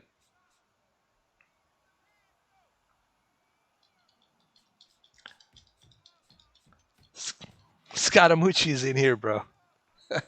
Scaramucci says, "Don't worry about Corona. The Nasdaq's gonna go by 25% today. Go buy stocks and bet your money on Nasdaq. The Dow is gonna go maybe 5%. Nasdaq's gonna go 25%." Mark Wahlberg. Um, um, hold on. This is a good question. Mark Wahlberg. Yes, I know he's a cocky guy. I know that Mark Wahlberg is a cocky guy, you know. But I like him. Yeah, I like Mark Wahlberg. Yeah, I like him. No, really, I do. I like him. You know what I like him? Because he's direct. He's not indirect. He's direct, and he just calls it the way it is, man. I like him. I like him. No, fucking A. Yeah, Marky Mark. Yeah, I can roll with him. Yeah, Marky Mark for sure. He's good. What's up, Shelton? How you doing? Yeah, I cannot stand, dude, Brad Pitt and just like he's always trying to tell you like why you should listen to him, why you should do what he. It's like, dude, just keep making movies. Whatever happened to you? You used to be the guy who used to be in a Fight Club. You used to be the fucking Tyler Durden. You used to be the Tyler Durden, bro. And now you turn into the opposite. Now you turn into the guy whom you told you're gonna cut his balls off when you tied up his balls and taped them around his mouth in a movie Fight Club. Now you totally of the totally opposite of Tyler fucking Durden, bro. You see how people change. I like Mark Wahlberg because he's entertaining, dude. Listen, I'll watch Dwayne Johnson. I'll watch Mark Wahlberg. I'll watch what's the other guy? The transporter guy, Jason Statham. Listen, I'll watch even Sylvester Stallone because these guys are entertaining. They don't talk about politics.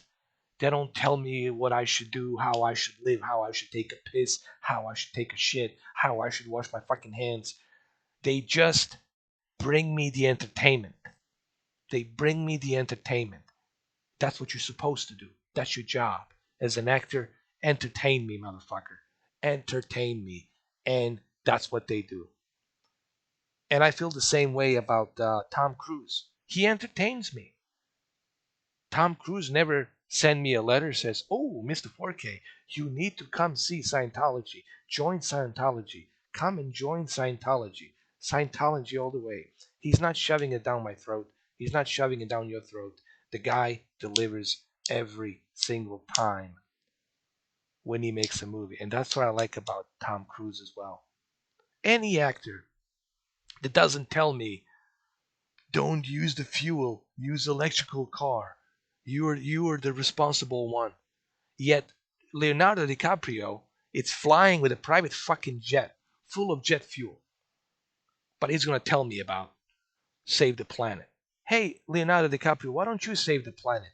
Why don't you go on a boat that doesn't have any motors? Why don't you go on a boat that only has a goddamn sails? Go build a boat like Noah with sails and go sail to another country. And then tell me to save the planet.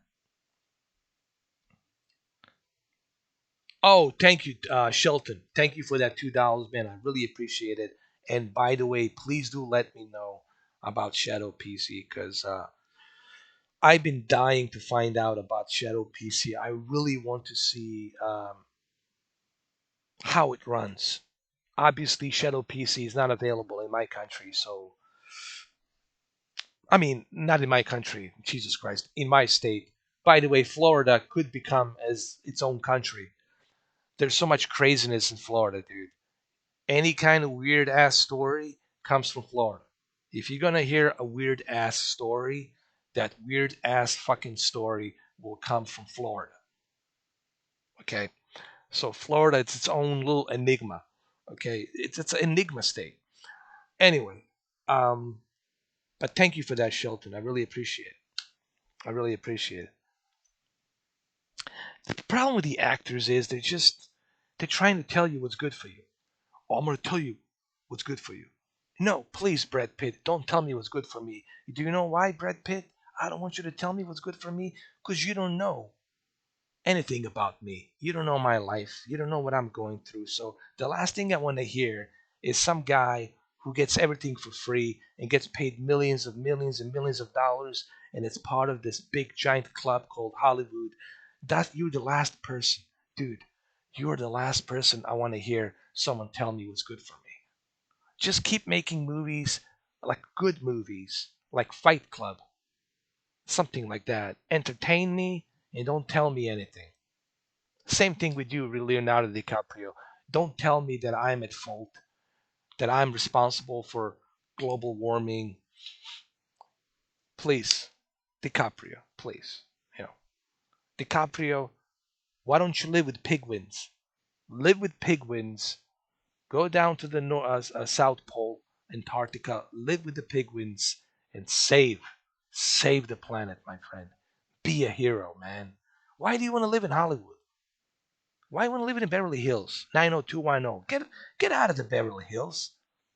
Get out of the Malibu. You don't need to live in Malibu.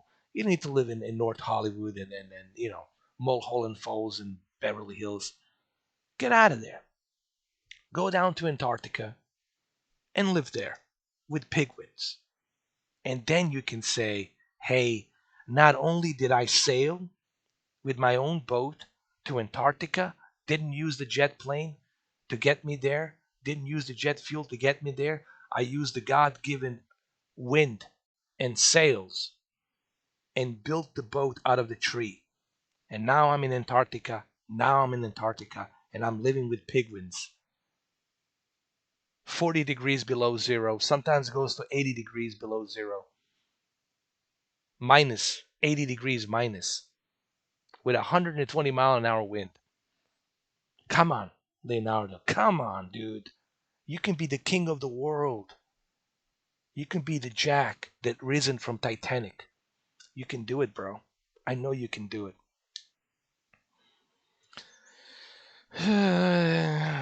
No, that's a Central Florida. I'm in South Florida. Central Florida, that's mainly Central Florida, just north of Orlando. Uh, Ocala, Ocala, that's where John Travolta lives.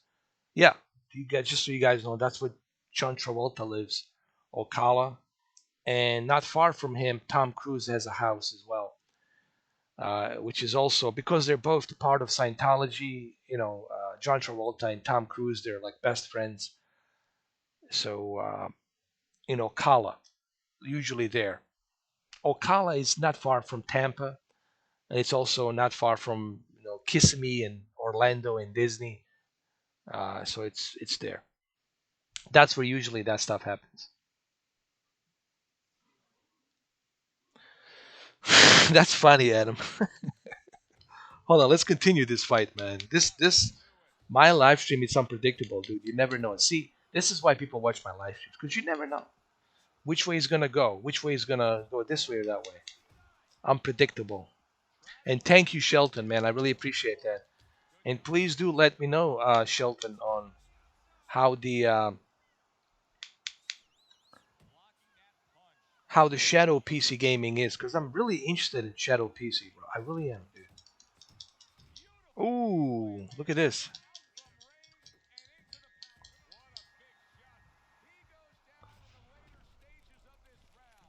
They, that's funny, bro. Yeah, the crime situation is pretty terrible, dude. Um, you got a lot of crime here, dude. From drug traffickers to MS-13 to different gangs, Haitian gangs, Colombian gangs, Mexican gangs. I mentioned MS-13.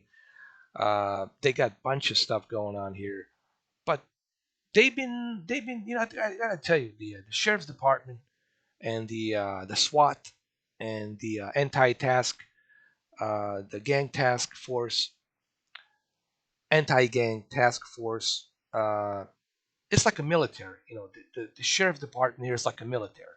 They're like all in the military gear, and they've been cracking on a lot of these gangs from different counties.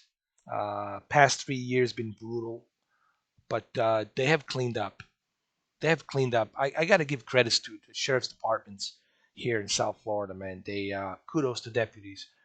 They really cleaned up pretty good, man.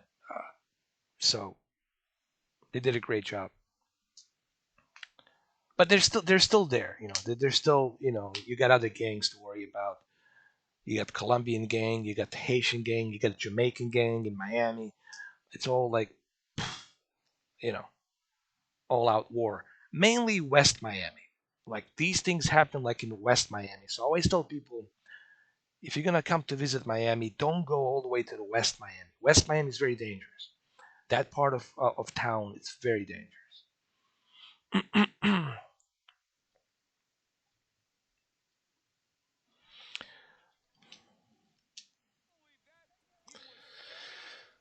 Lennox Lewis. I love listening to Teddy Atlas, man. Teddy Atlas, he's great, bro. I like the way he analyzes the fights. His mentor was Cus D'Amato. Cus D'Amato, same mentor for Mike Tyson. I don't know if you guys know who that is. Well, here's the problem. It's Makandara. Here's the issue. I want to say a couple of things. Here's the biggest problem is that here's how it works. Here's how it works. So, and I know a lot of deputies. I know a lot of people in law enforcement. I know people in military, in other agencies.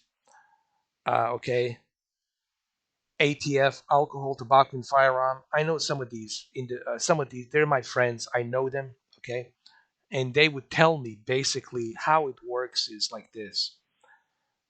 These gangs and these organizations, the way they work is they breed on weak, weak-minded people, like weak-minded kids, weak-minded teenagers. The ones that work 9 to 5 job. They're barely getting paid, and then their parents are not there. And something happened to them. They left them, and they're on their own, and they have no education. They dropped out of the school. They dropped out of the high school, and now they're on the streets. They're on the streets, and where here comes the gangs. Here comes these organizations, you know, from various different walks of life. It could be a Russian organization, it could be Colombian, it could be Mexican, it could be Jamaican. Doesn't really matter. It could be Cuban. Doesn't really matter. Okay, all of these gangs, they come in and they breed on the weak-minded individuals. What does that mean? That means they're teenagers. Their hormones are raging. They want to be something in their life. They want to have a purpose in life, right? They want to have a purpose in life. And here comes these gangs, and they promise them, hey, if you become part of us, you're gonna have women, you're gonna have fancy cars, you're gonna have this, you're gonna have that, no one's gonna fuck with you, blah blah blah blah blah. It becomes very tempting. It's like Cosa Nostra, like mafia. Like how do you get somebody to get into mafia? And there's a guy, I don't know if you guys know who he is. His name is Michael Francis. Now he's going around talking to the kids who want to join the gangs to get them not to join the gangs. Michael Francis, he was part of uh, not Gambino family, but Colombo family, and his father was into mob, uh, and his father introduced him into mob, and he became a mobster.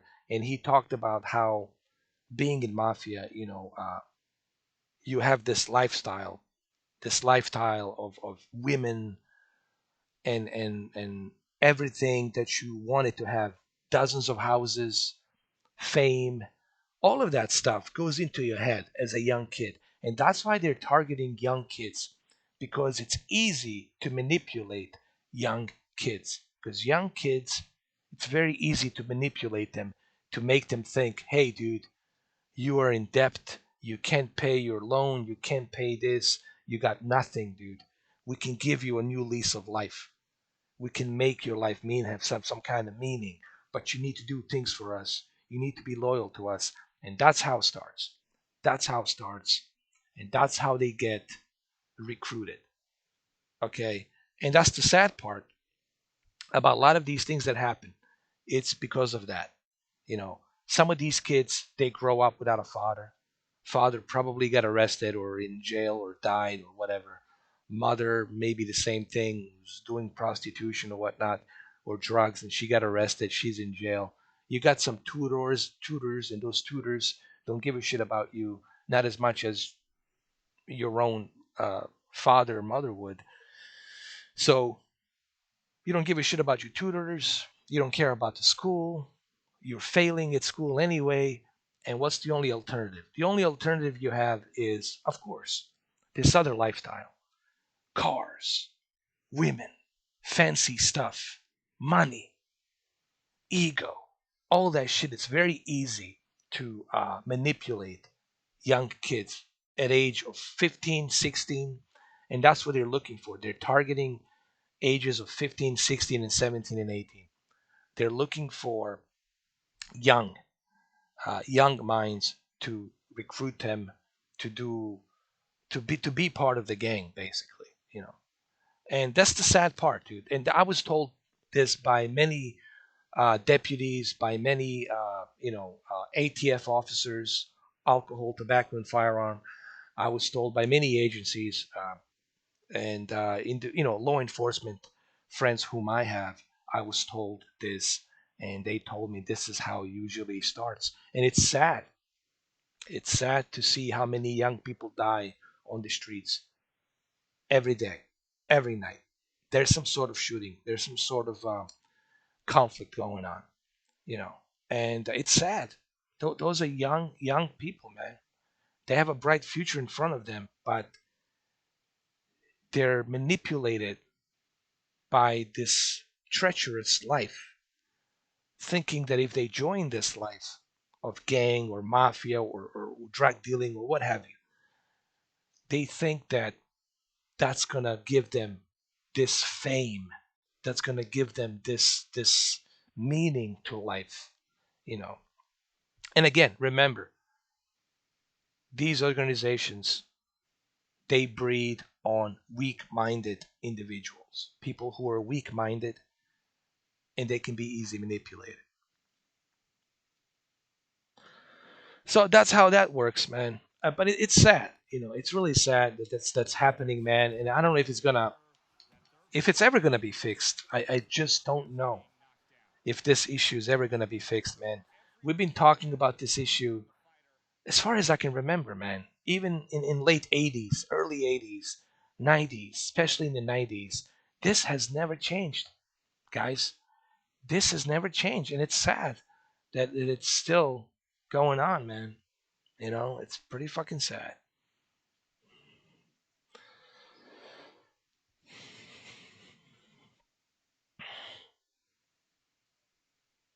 Yeah. Listen, the way I look at it is this way. Life is tough. Look, life is tough. Anybody who thinks that life is easy, of course it's not easy. I've been there. I know.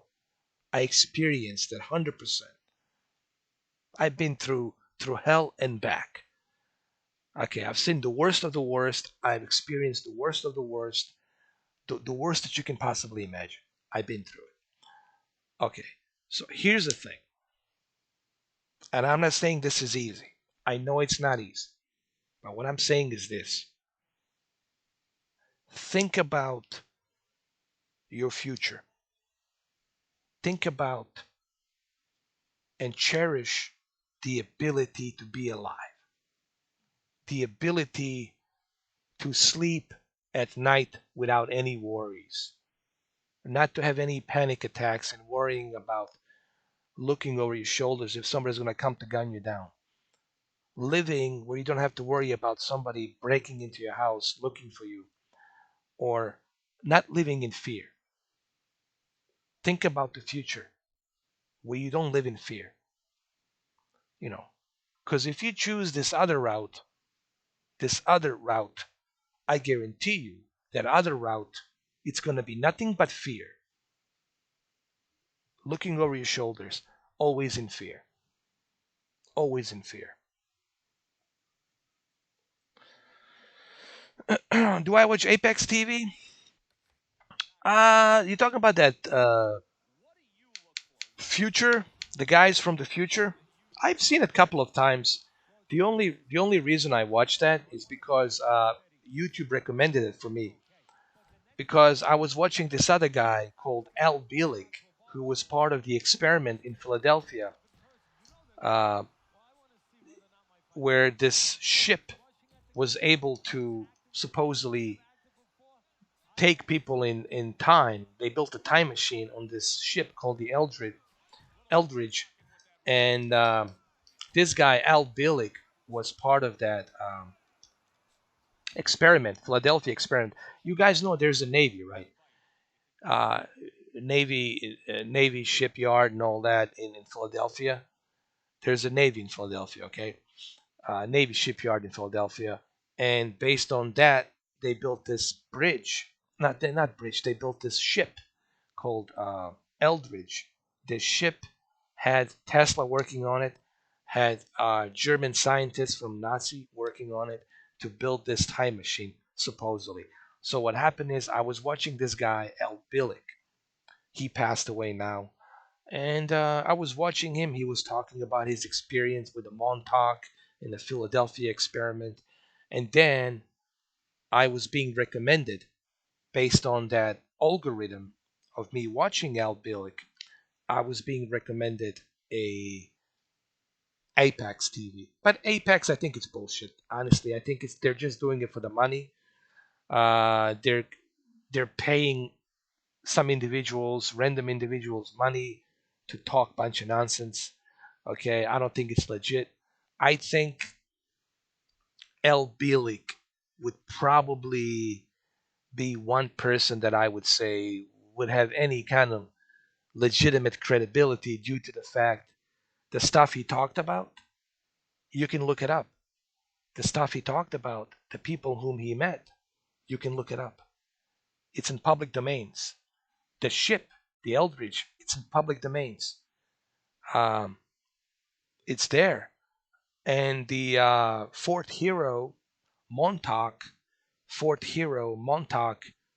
military base, they used to be military base.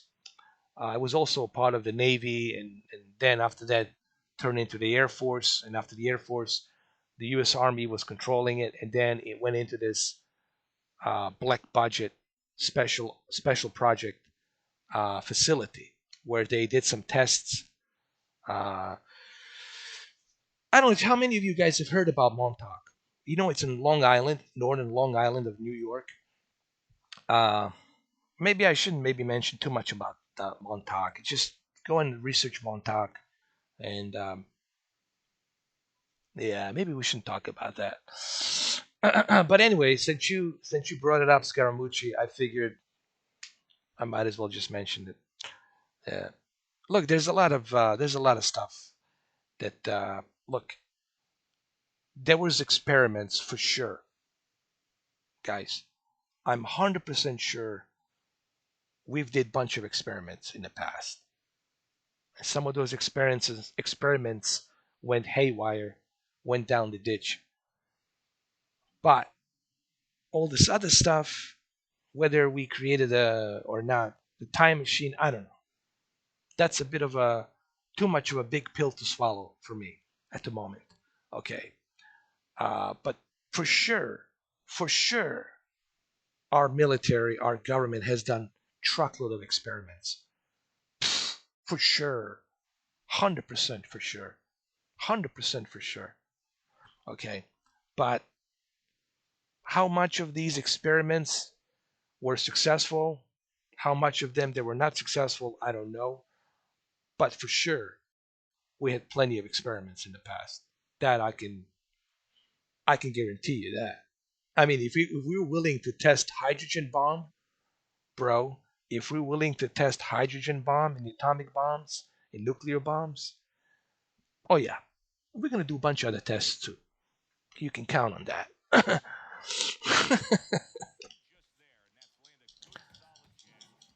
This is Lennox Lewis, man. It's not a battlefield, but I wanted to mix it up a little bit.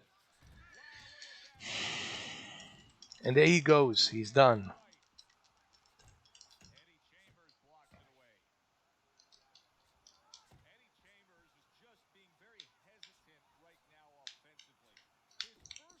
Do I believe in Man in Black? X Files type of things. Yeah, man, for sure. Um, well, there has been some documentations of them. They do have some surveillance footage of them popping up, showing up. Very tall men, like 6 foot, 6'8", 6'9", tall guys, very pale, wearing sunglasses, very dark tinted sunglasses, covering their eyes means you cannot see their eyes for some reason. And they've been documented with these big trench coats, with the black tie, white shirt, and these big coats, these big trench coats, walking in, and they also wear gloves, black gloves as well. There has been some documentations, some surveillance photos of them, but is that who they really is? I don't know, but it's possible. I mean, who knows? It's possible, but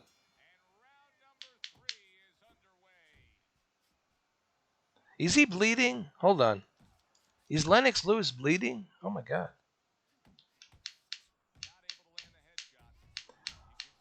Oh, Roswell, that for sure, man. Something from out of this world crashed in there for sure, man. I'm not buying into the whole balloon thing.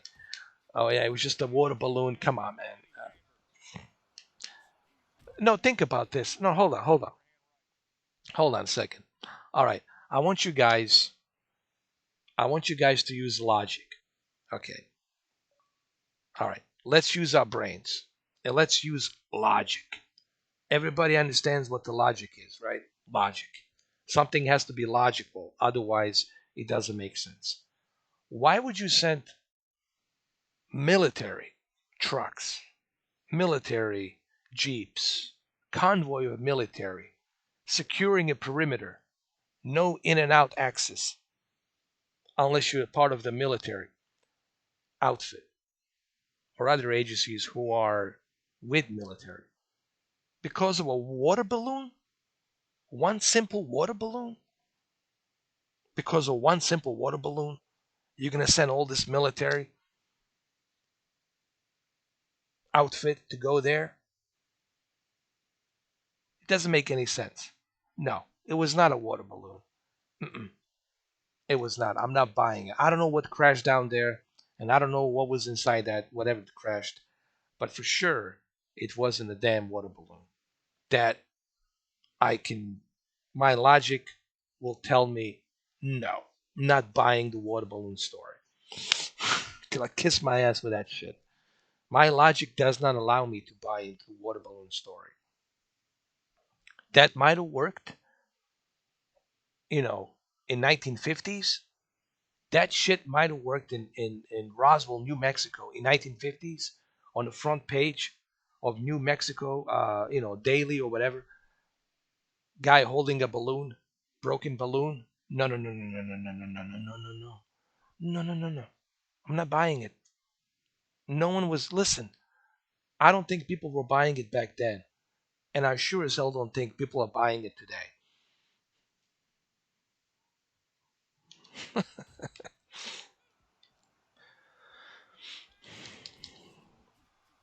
Yes, wrong way. Listen, that movie was actually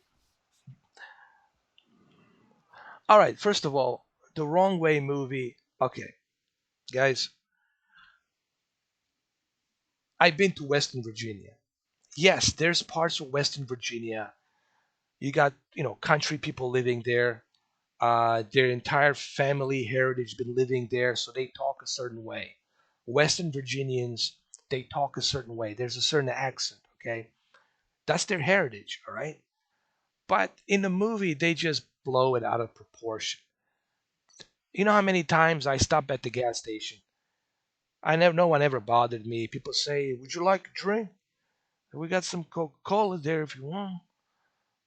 And that's it. They were like they're very friendly. The country folks were very friendly. Yes, they're very religious.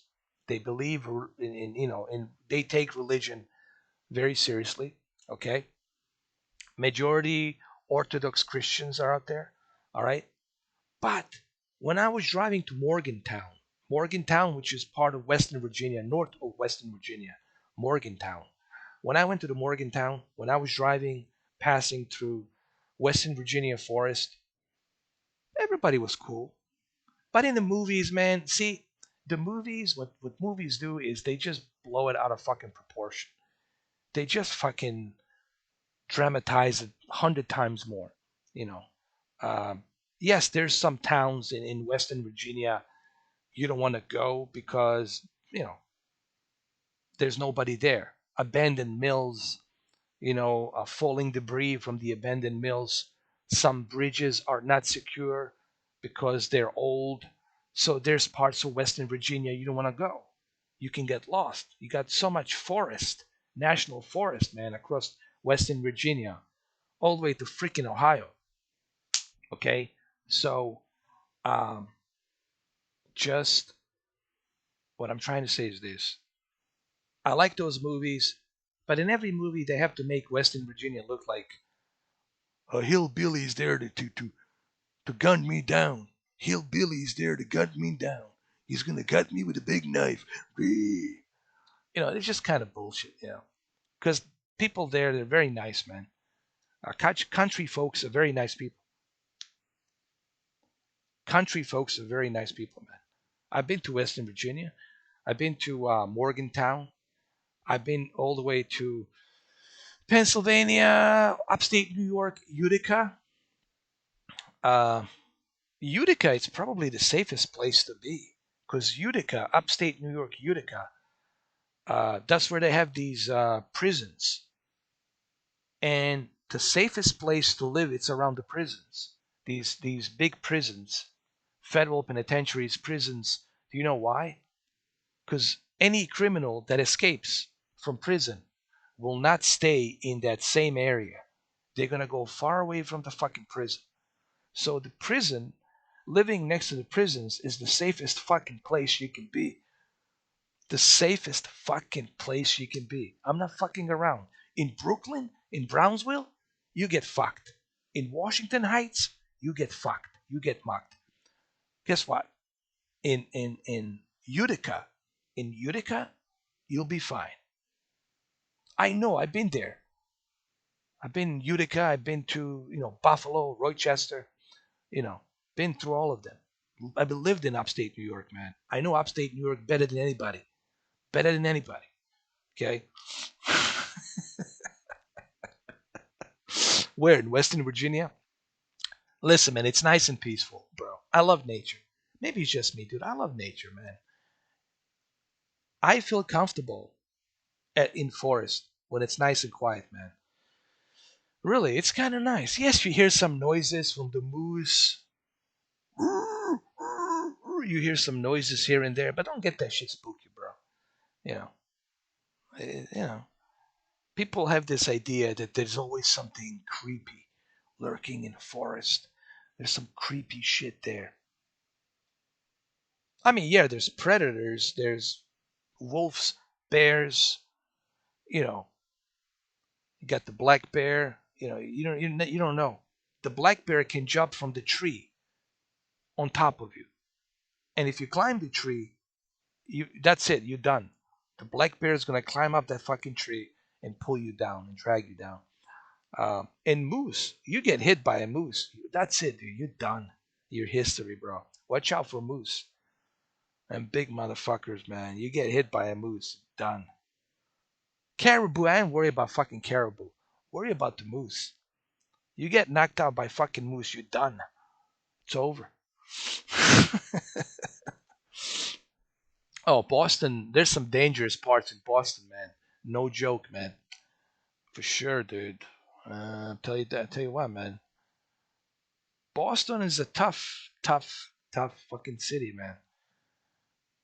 Yeah. All right, let's continue.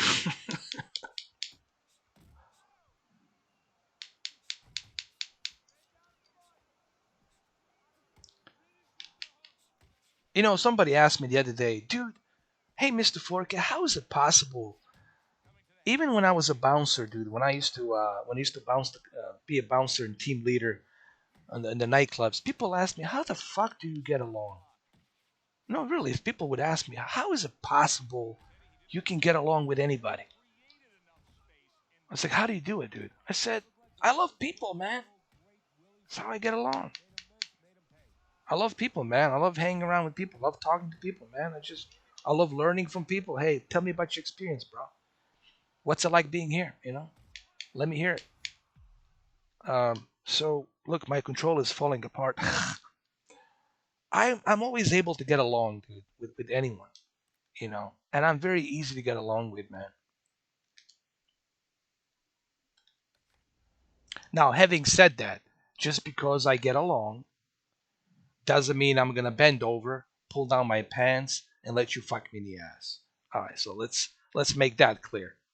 All right, just because I get along with people doesn't mean I pull down my pants and let you fuck me in the ass. It's not how it works. All right.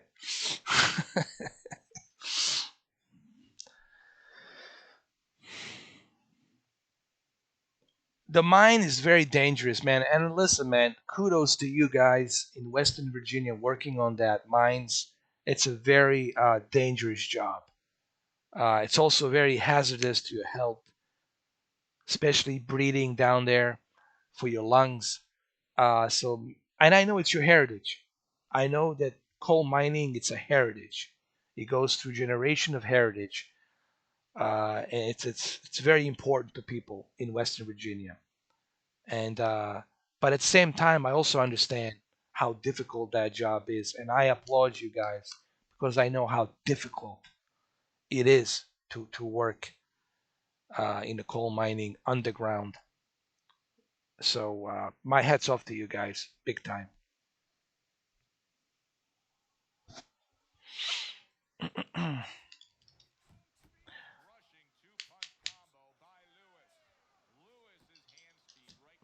But look, the fear, it's interesting. Everybody has a fear, one way or the other. There's some kind of a fear, some kind of phobia fear that you have. Some people have a fear of, believe it or not, elevators. Some people don't like the elevators because they have a feeling if they go inside the elevator, they're never going to come out. They're going to be stuck there forever, even though that's not true. Of course, you know, somebody's going to realize, hey, the elevator is not working. Somebody's there. Somebody pressed the emergency button. Someone's going to call the security. Someone's going to call the fire department. They're going to come there. They're going to open it. They're going to get you out. But in person's mind who's claustrophobic, he always has this fear that he's always going to be stuck there, that he's never coming out. He's always going to be stuck there, and I'm never coming out. So we all have fears, different types of fears. And where do these fears comes from? I don't know. Maybe through genes and previous life of your, of your heritage of your father and your grandfather and his grandfather. Maybe there was some kind of fear being in a closed space, and that fear carries through to the next generation. And you'd be surprised, guys. You would be surprised how many people are scared of the elevators. I'm not kidding, dude. I'm not kidding, bro. You'd be surprised. Statistics of how many people are afraid of the elevators and they can't work a job that they want to work due to the fact majority companies, okay, let's take for example New York City, right? New York City, you're going to need elevators. You're going to have to use elevators all the time because, you got to go up to the 30th, 40th, 50th floor, whatever, right? Now, if you get an offer to work in this firm to make like 250,000 a year or 350,000 a year, right? It's a great gig, great job, but you can't do it because you're afraid of the elevators. And a lot of people turn down that kind of money because they're afraid of the elevators. And this is a real thing, man. It's a real fear. Yeah. So like everyone has a fear. And anyone who tells you that they don't have a fear, they're lying. I'll tell you right now, they're lying through their teeth. They're lying to you, and you shouldn't associate yourself with that person. That person is not your friend. That person is lying. Everyone has a fear. It takes courage, it takes transparency, and it takes being humble to admit fear. Fear. Some people are afraid of water.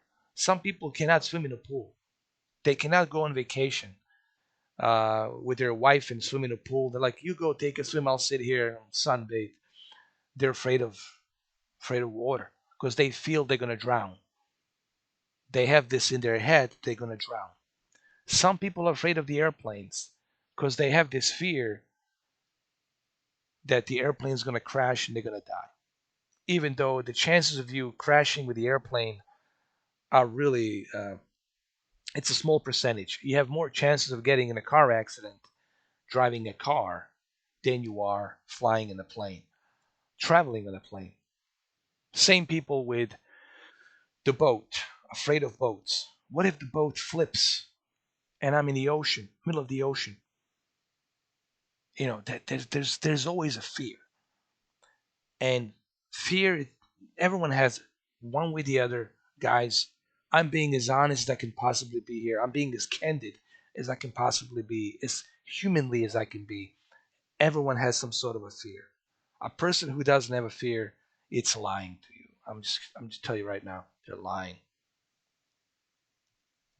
There you go. Fear of heights. Some people hate heights. Some people cannot do that. Go on a roller coaster and People are afraid of all sorts of different things, man. You know, some people are afraid of dark.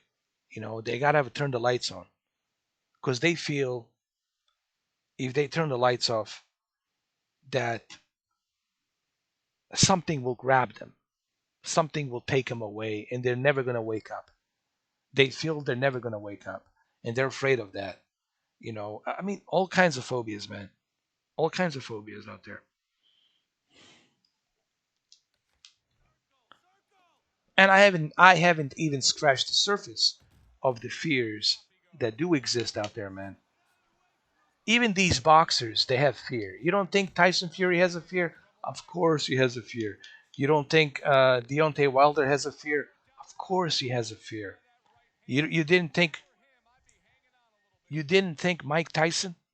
Of course Mike Tyson had fear, but he kept it inside. But of course he had a fear. Muhammad Ali had fear. They all had fear. Every person, every human being has some sort of a fear. It is there, you know. And if you're good, you can read it. Some people are pretty good at reading people. They can look at a human being.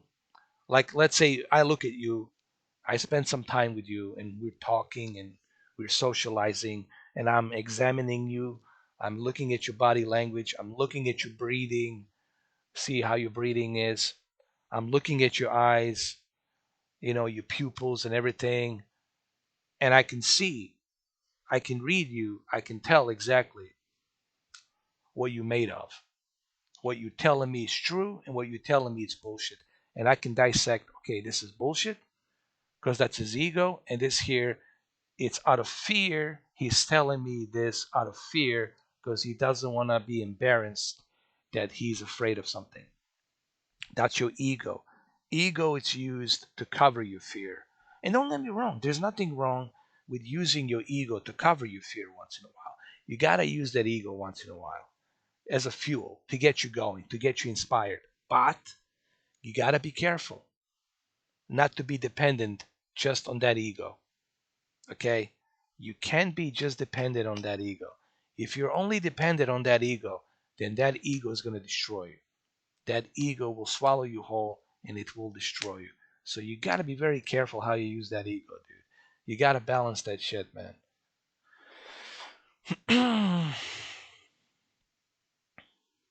Oh, Jaws? Fucking A, man.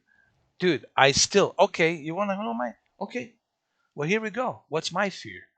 Who is that? Makanandanda. Makandada. Makandada. I'll just call you Dada. Makandada. Makandada. You know what? You want to know my fear? Dude, I'm afraid of the ocean. I'm afraid of the water. Not because I don't know how to swim. I know how to swim. But I'm afraid of the ocean because in the back of my mind, there's a voice, an image in the back of my mind telling me, hey, there could be the shark, the great white shark anytime, right around 5 feet away from you, 10 feet away from you. Watch out for the great white shark. And then you get in a panic mode and you swimming back. Oh shit. Even though the chances of the great white shark coming in that close, I'm not saying that it can't happen. Sure, it can happen. But again, it's embedded in my mind. As soon as I jump into the fucking ocean, there will be a great white shark. That's a fear.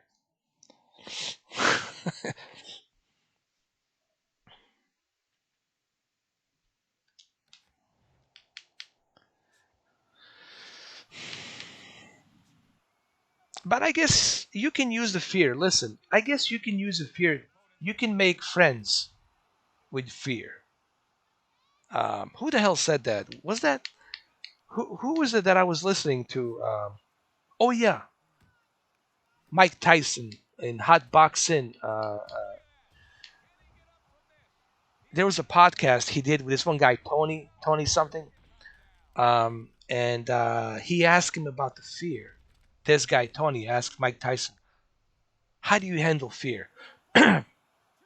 Like, how do you handle fear? What's the best way to handle fear?" And Mike Tyson told him, Of course, I have fear. I mean, I'm a human being. Of course, I have fear. I'm not somebody who's fearless, who doesn't have fear. I have a fear, but I made friends with fear. That's what his mentor, Kaz D'Amato, told him. You make friends with fear. You make alliance with fear. You make a best friend with your fear. Make here's what you do: make a best friend with fear. Have a fear be your best friend, and use him to your benefit. I don't know. It's kind of weird, but there's something to that philosophy about what he said, what Mike Tyson said, and I agree with that. You know, what does that mean to make friends with your with fear? And here's what I think. Here's what I think, and I'll tell you what I think. What Mike Tyson meant by that. Maybe I can give you guys the link if I can find it. Maybe I can give you a link to that video. Uh, Here's what I think. What Mike Tyson meant when he said, "Make friends with fear. Use fear to your advantage." What does that mean? That means that you still have fear. You still sense fear. You still have panic attacks. You're still nervous, goosebumps, heart rate going hard, shortness of breath. You still have fear. It's still there. It's still there. But now you can control it. Now you made friends with it because you already expect that this is going to happen. You're going to have this fear. So you use it to your advantage and you hide it. You hide that fear. Don't show it. Control it. Breathe normally. Keep your heart rate, regulated. I know this is easier said than done, but I think that's what he meant. Hide it. Keep it inside. You still feel it. You still feel the fear, but you hide it. You hide it inside. Don't show it. Don't show it. Control your breathing. Because remember, your mind controls the breathing, controls your heart rate. So control it. And maybe that's what he meant, bro. That's what I think. That's what I think, bro.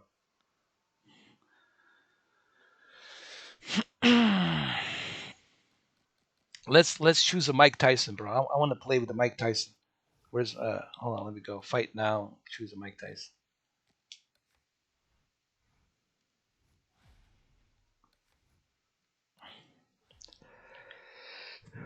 Not Eddie Chambers. How about Tommy Morrison versus Vitaly Klitschko? Here we go. This is gonna be a good one.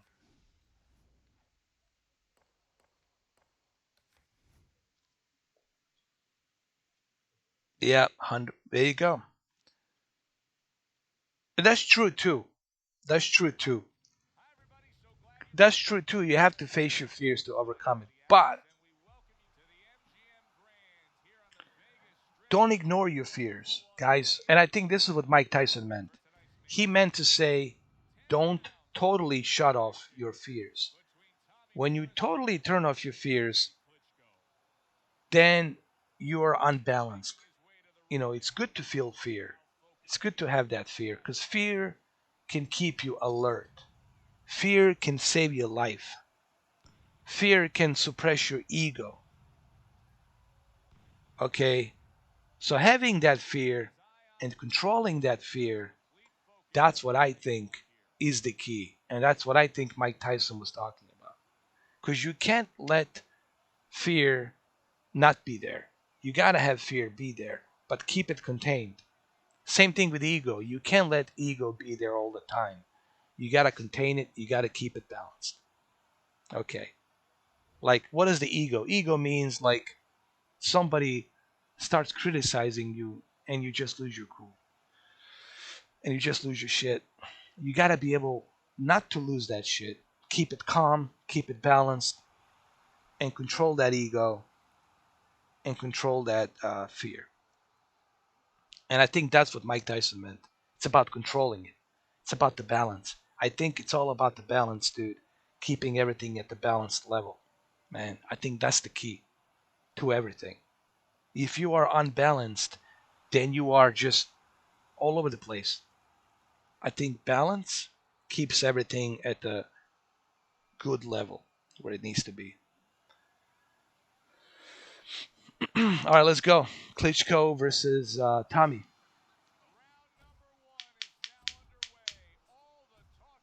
No, Tyson's very smart, man. Tyson has impressed the hell out of me, man. He's inspiration, dude, to a lot of people, man. What he has achieved and what he has been through, coming from Brooklyn, uh, Brownsville, and then coming from very tough neighborhood, growing up, without a mother and father in a very dangerous part of Brooklyn back then, Brownsville, and then rising to the occasion, having Kaz D'Amato be his mentor. I think he saved his life. Kaz D'Amato saved his life, man. I'm 100% sure. Very smart guy. Um, and the fact that he was able to overcome all of that, become the youngest heavyweight champion, and then go through all the stuff that he'd been through, and then still, after all these years, come back and be in good spirits.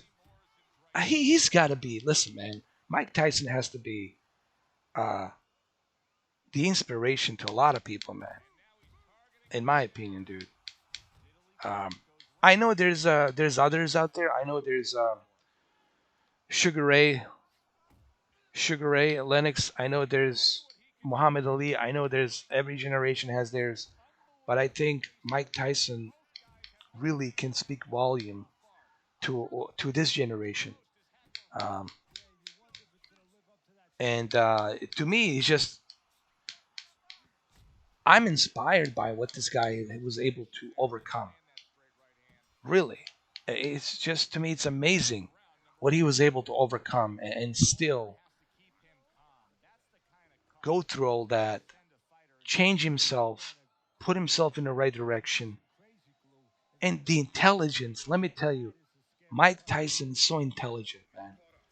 If you listen to him, not only does he speak from a heart, but he speaks from a mind. And very beautiful mind Mike Tyson has, man. God bless him, really. And God bless his daughter and his entire family. Really, I have enormous respect for this guy. His daughter is playing tennis, and she wants to be a tennis pro. I wish her and the entire family and him best of health and happiness, man. Really, because Mike Tyson is definitely one of the individuals that I just can't help myself but admire. I admire him, dude. I admire what this guy was able to achieve and what he's gone through. It's really just, I don't know how else to I don't know how else to put it, man. Just I know he doesn't want to hear this. I know he doesn't want people, because he says, "What's my purpose?" I'm like, dude, what's your purpose? You so many so many people, man. People look up to you as a role model to say, look what he's gone through. What look what he's been through. I can do my damn best to turn my life around, to make things happen. Look at Tyson Fury, another great example. Tyson Fury. He was inspired by Mike Tyson. His father, John Fury, in Liverpool when he was born, I think Liverpool he was born. Correct me if I'm wrong. When Tyson, well, I don't know his real name because it's confidential. The nickname Tyson Fury. Um, I don't know his real last name. What I'm trying to say. His father, John Fury, nicknamed him Tyson. Gave him a name Tyson after the fight with Joe Frazier. I think it was Joe Frazier and Tyson. Was it Joe Frazier? Who the hell was? I don't know who it was. I think it was. And he gave him the nickname. He gave him the name Tyson when Tyson fought. in his 80s. Tyson gave the name to his son named Tyson. And what are the odds that Tyson Fury, a gypsy, a nobody from United Kingdom, Liverpool, would come to fight in MGM Grand, and he would become a good friend with Mike Tyson and would meet with him, would have a podcast with him. What a bizarre trajectory of life. And just keep track on this. What an interesting trajectory of life. And when you look at those parallel lines meeting together, it's such a strange life. It's so strange. It's very strange. Who would have thought that Tyson Fury, again, Fury, that's not his last name. It's just the stage name for a boxer. But the first name Tyson was given to him because of Mike Tyson, because of the success that Mike Tyson had in his early fights in the 80s to become the youngest heavyweight champion. And what are the odds? And look at Mike Tyson. And look at Tyson Fury. Tyson Fury, after he fought Vladimir Klitschko and he defeated, outboxed Vladimir Klitschko, even though he has a beautiful wife, even though he has kids, many kids, driving a Ferrari, living large, he felt depressed. He was depressed, he got overweight, got fat, and then came back to boxing again. In another way, Deontay Wilder saved Tyson Fury from himself. Now think about that parallel. Think about the parallel of this universe and how everything works. Deontay Wilder saved Tyson Fury from suicide because Deontay Wilder gave Tyson Fury a chance to redeem himself. You see how it's really, when you look at it from the outside in, and when you look at the lines and how they cross, and how the parallel lines are crossing together and mingling into this weird trajectory, it's strange, man.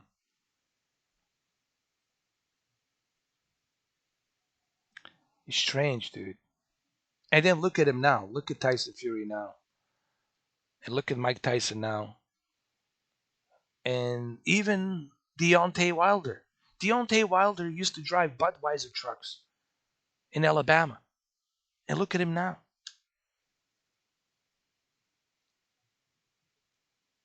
It's strange. It's strange, man, how life works. It's such a strange, it's an enigma. To me, life will always be an enigma. Something that we'll never ever figure out completely.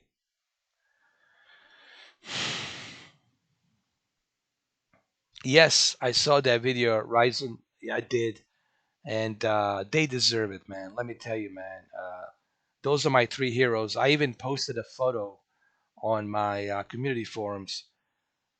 Mike Tyson, Lennox Lewis, and Evander Holyfield.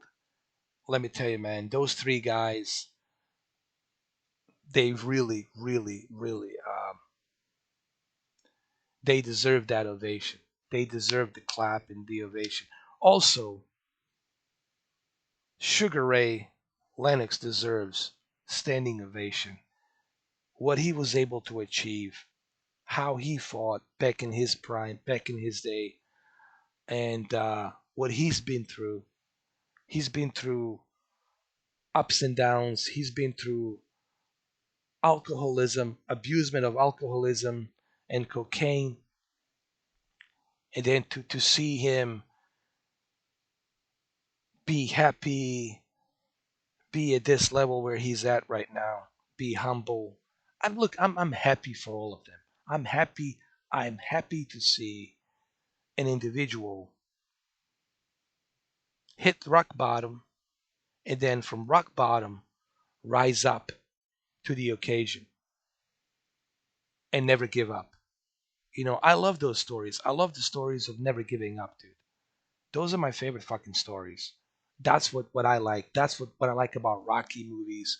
That's the kind of stories I like of never giving up. Giving up, that's weakness. That's a shame to end your precious life, which it is precious, you know. So to see this inspiration, and hope the reason I'm saying this is because I'm thinking maybe somebody who's going through something in their life might be watching this video and might say, well, wait a minute, maybe there's something to it. Yes, there is something to it. They're all human beings, just like you. It's just that they have certain set of skills that they trained to be good at. But they're all human beings. They cry, they have emotions, just like you. But they were able to never give up, and face their worst fears and rise to the occasions. And they're all risen to the occasions, man. They never gave up. I think that's the most important message. I think the most important message is you never give up, dude. Giving up is shame on you. Shame on you for giving up. Never give up. Yes, it's hard. Of course it's hard. Yes, it's difficult. Of course it's difficult. Yes, it's difficult. No one ever said life it's easy. I would like to find me someone who said life it's easy. Where was it written? It's not written anywhere. It's not written on your birth certificate. Check your birth certificate. Does it say, hello, you are born now and life is easy?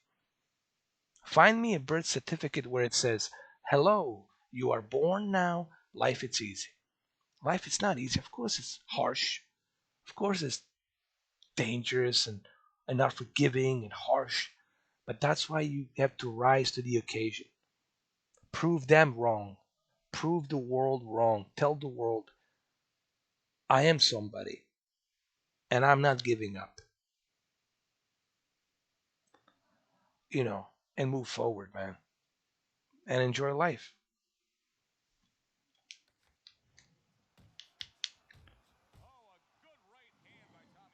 And what's sad to happen to Tommy, Tommy, got involved in drugs and he was abusing the drugs and alcohol and other things. And it's just sad to see him, to see what happened to him. And he got arrested, he was in jail. And he had a tough, it's what happened to Tommy. And I'm playing Tommy right now. What happened to Tommy, it's also sad, it's sad to see um,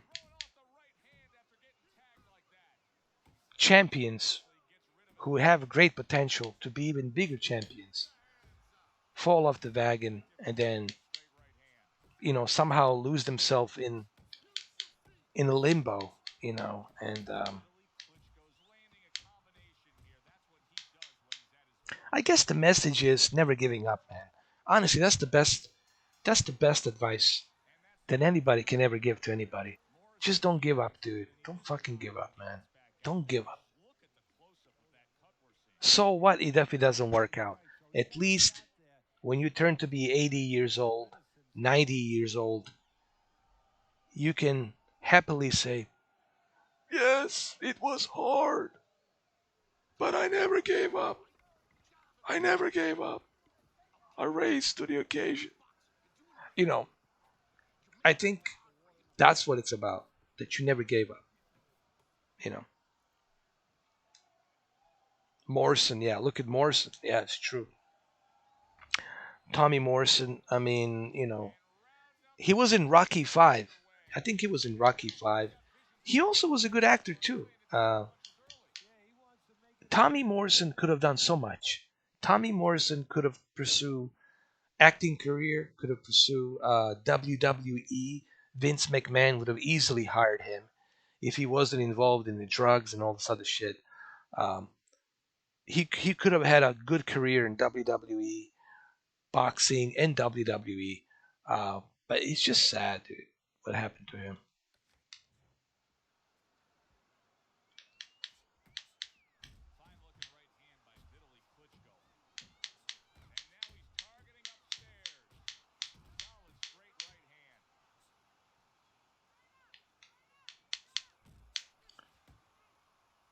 Who was it? Somebody asked me the other day. Do I think that? What was the question? Somebody asked me on my previous stream, not yesterday, but my previous stream 2 days ago. Somebody asked me, do I think that Vladimir Klitschko will come back? I don't know. I think he's old. I think when you reach past 40, you get when you go over past 40, um, you just don't have that, guys. You don't have that juice. You don't have that stamina, and I don't think he'll come back. I just my opinion, but you never know. Who knows? Vladimir Klitschko might come back and prove everybody wrong. Hey, I'm an old geezer, but guess what? I can still fight. Maybe I'm wrong. I don't know. Maybe it's gonna be him and Fury again. Maybe it's gonna be him and Joshua. You don't know.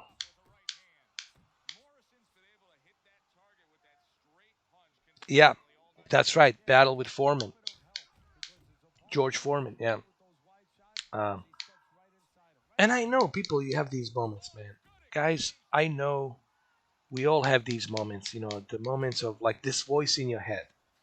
I get it. I understand. You have that voice in your head. I'm a nobody, man. Nobody gives a shit about me, man. It's bullshit. And no, that's ignore that voice. That's a demon in your voice. Ignore that shit. Tell that voice to kiss your angry rebel dick. When the voice like that starts talking to you, you politely tell him or unpolitely tell him, kiss my angry rebel dick, and ignore that voice.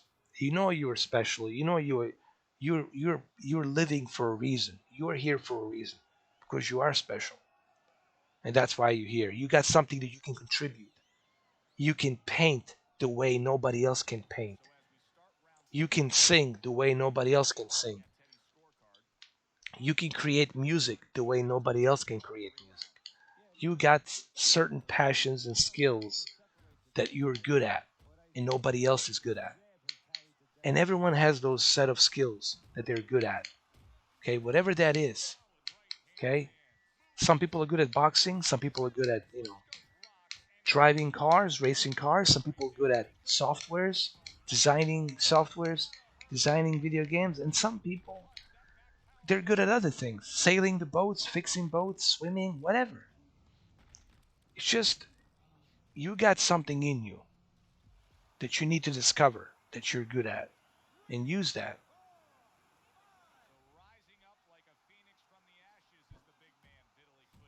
Oh, you fell off the bike like 3 months ago and you got hernia. Uh, damn it, man. That's gonna suck for a little bit, man. Meaning you won't be able to like ride the bike. You won't be able to even talk too loud to people. You won't be able to get upset because of the hernia, and you won't be able to uh, like lift anything heavy. You know. But don't worry, it'll heal. You're gonna recover. It's gonna heal. There we go. That's it. Vladimir Klitschko. It's over.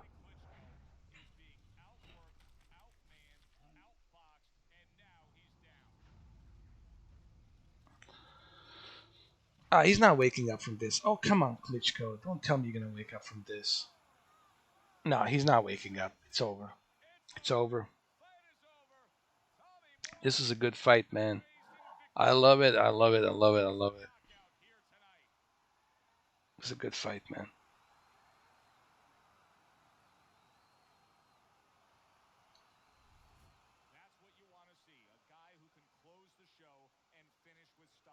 What was this? Third round, right?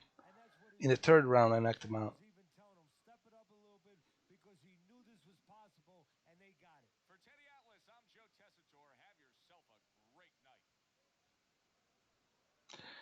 Don't be terrified of surgery, dude. Just don't watch those videos about surgery. I always tell people this. Why do you want to watch? Why? Here's what I always tell people. When you go into surgery, and here's let me tell you something about surgery. Okay. All right. Uh, Here's the biggest mistake that people make when they go into surgery. They do too much research. Why do you want to know all the details? What they're gonna do, where they're gonna cut, how they're gonna cut, uh, which way they're gonna, do this and do that. What kind of scalpel gonna use? What kind of procedure they're gonna use? Why do you want to know all the details? I don't want to know too much of details. I just want to know you're gonna fix me, doctor, right? I'm gonna be put under. I'm gonna be dreaming in a different dimension, and when I wake up, I'll be under medications. But all I need to know is that you fixed me. I don't know what you did there, how you did it, but you fixed me. All right. People, they get terrified going into, prior to the anesthesia, prior to going under, they get terrified is because they think too much about the details. Ooh, so he's going to cut me here. He's going to shove it in there. He's going to pull this out. Why do you want to know the details? I always tell the people, going into surgery, the less I know, the better. All I need to know from you, doctor, surgeon, is you're going to fix me. You're going to fix me, and that's all I need to know. So when you go into surgery, whatever kind of surgery it is, I don't care. Don't think about it too much. Don't learn the details. Just, okay, they're going to fix me, that's that. And that's it, you know. Because when you think about it too much, then you're going to have a problem going to under the anesthesia because you're nervous. They can't put you under anesthesia if you are not calm, if you're nervous. So you have to be like a nice, they give you some good cocktails. What I mean by cocktail, I mean drugs, to calm you down, to get you mellow and all that. But don't think about it too much, dude. Think about big pussy, big tits, big giant ass, Grand Canyon of a big giant fucking ass, and you're inside that ass, and you're riding that ass. Think about what you love. That's what I would do. I wouldn't think about fucking scalpel and surgery. All right, guys, I gotta get going. It's 1:30 in the morning here on the East Coast of the United States. If you're on the West Coast, it's probably 10:30, right? Yeah. Well, anyway, that's just the way I feel, guys. I mean, that's just me. Doesn't mean I have answer for everything, but it's just I can only tell you what I would do. You know, I know it's easier said than done. But it's easier said than done, man. You don't know, man. Well, look at it this way: you're not gonna know that you're even being opened up, that they're even working on you, because you're gonna be in a different dimension. Like when you hold on, when you were dreaming, when you were in a deep sleep, alien could have fucked me in the ass with a UFO spaceship, come down, go through the walls, and fuck me in the ass while I'm sleeping, while I'm dreaming. And when I wake up in the morning, ooh, why my ass hurts? Was it the bed? Or you don't have any recollection. That's the thing about surgery. You don't recall. You don't know what's going on. You're in a different dimension, dude. So take it for what it's worth. I mean, I know it's not much of a comfort, but I guess better than nothing. No, it's true. Alien could fuck me in the ass when I'm in a deep sleep. A Sasquatch could fuck me in the ass. A ghost could fuck me in the ass while I'm in a deep sleep. I don't know what's lurking behind me, what's in the fucking room. Anybody can fuck me in the ass. All right, guys. Hey, listen, I'll see you tomorrow. I got a live stream coming in tomorrow. It's going to be something different. I'll let you know what I'm doing tomorrow. And Adam, don't worry, man. I'm gonna make that video for you probably on the weekend. On the weekend, I'll work on that video for you to show you my recommended game mode picture settings step by step on the QLED. Thank you, Elite. Thank you, Adam, and thank you, Shelton, for uh, supporting me, and thank you for the donation. I appreciate it, man. You didn't have to do it, but I appreciate it. I appreciate it. Thank you so much, man. Thank you, Shelton. I appreciate you donating $2. Appreciate it, man. Thank you so much. Thank you, guys. Always a pleasure being here with you. I know the live stream was okay. It was a little bit of a battlefield, a little bit of boxing, but I guess it was worth it. Tomorrow will be more entertaining. Tomorrow, I mean today, Friday, the 6th. I'm gonna bring some interesting, cool experiences for you guys. Who knows? We might be doing some virtual reality. We might be doing some virtual reality tomorrow. I don't know. We'll see. I don't know yet. I'll let you know tomorrow. Tomorrow's a brand new day. For those of you who live in Pacific Coast, for me, I'm from the future. I'm on the East Coast. All right, guys. I'll see you tomorrow. Have a good one, though. Always a pleasure, guys. Cheers. Good night. Peace. Be good. Stay positive, and don't worry so much. Don't worry so much. Just be positive, man. Enjoy every second, every minute of your life. Enjoy it, man. Enjoy every second of it. Have a good one. Take care.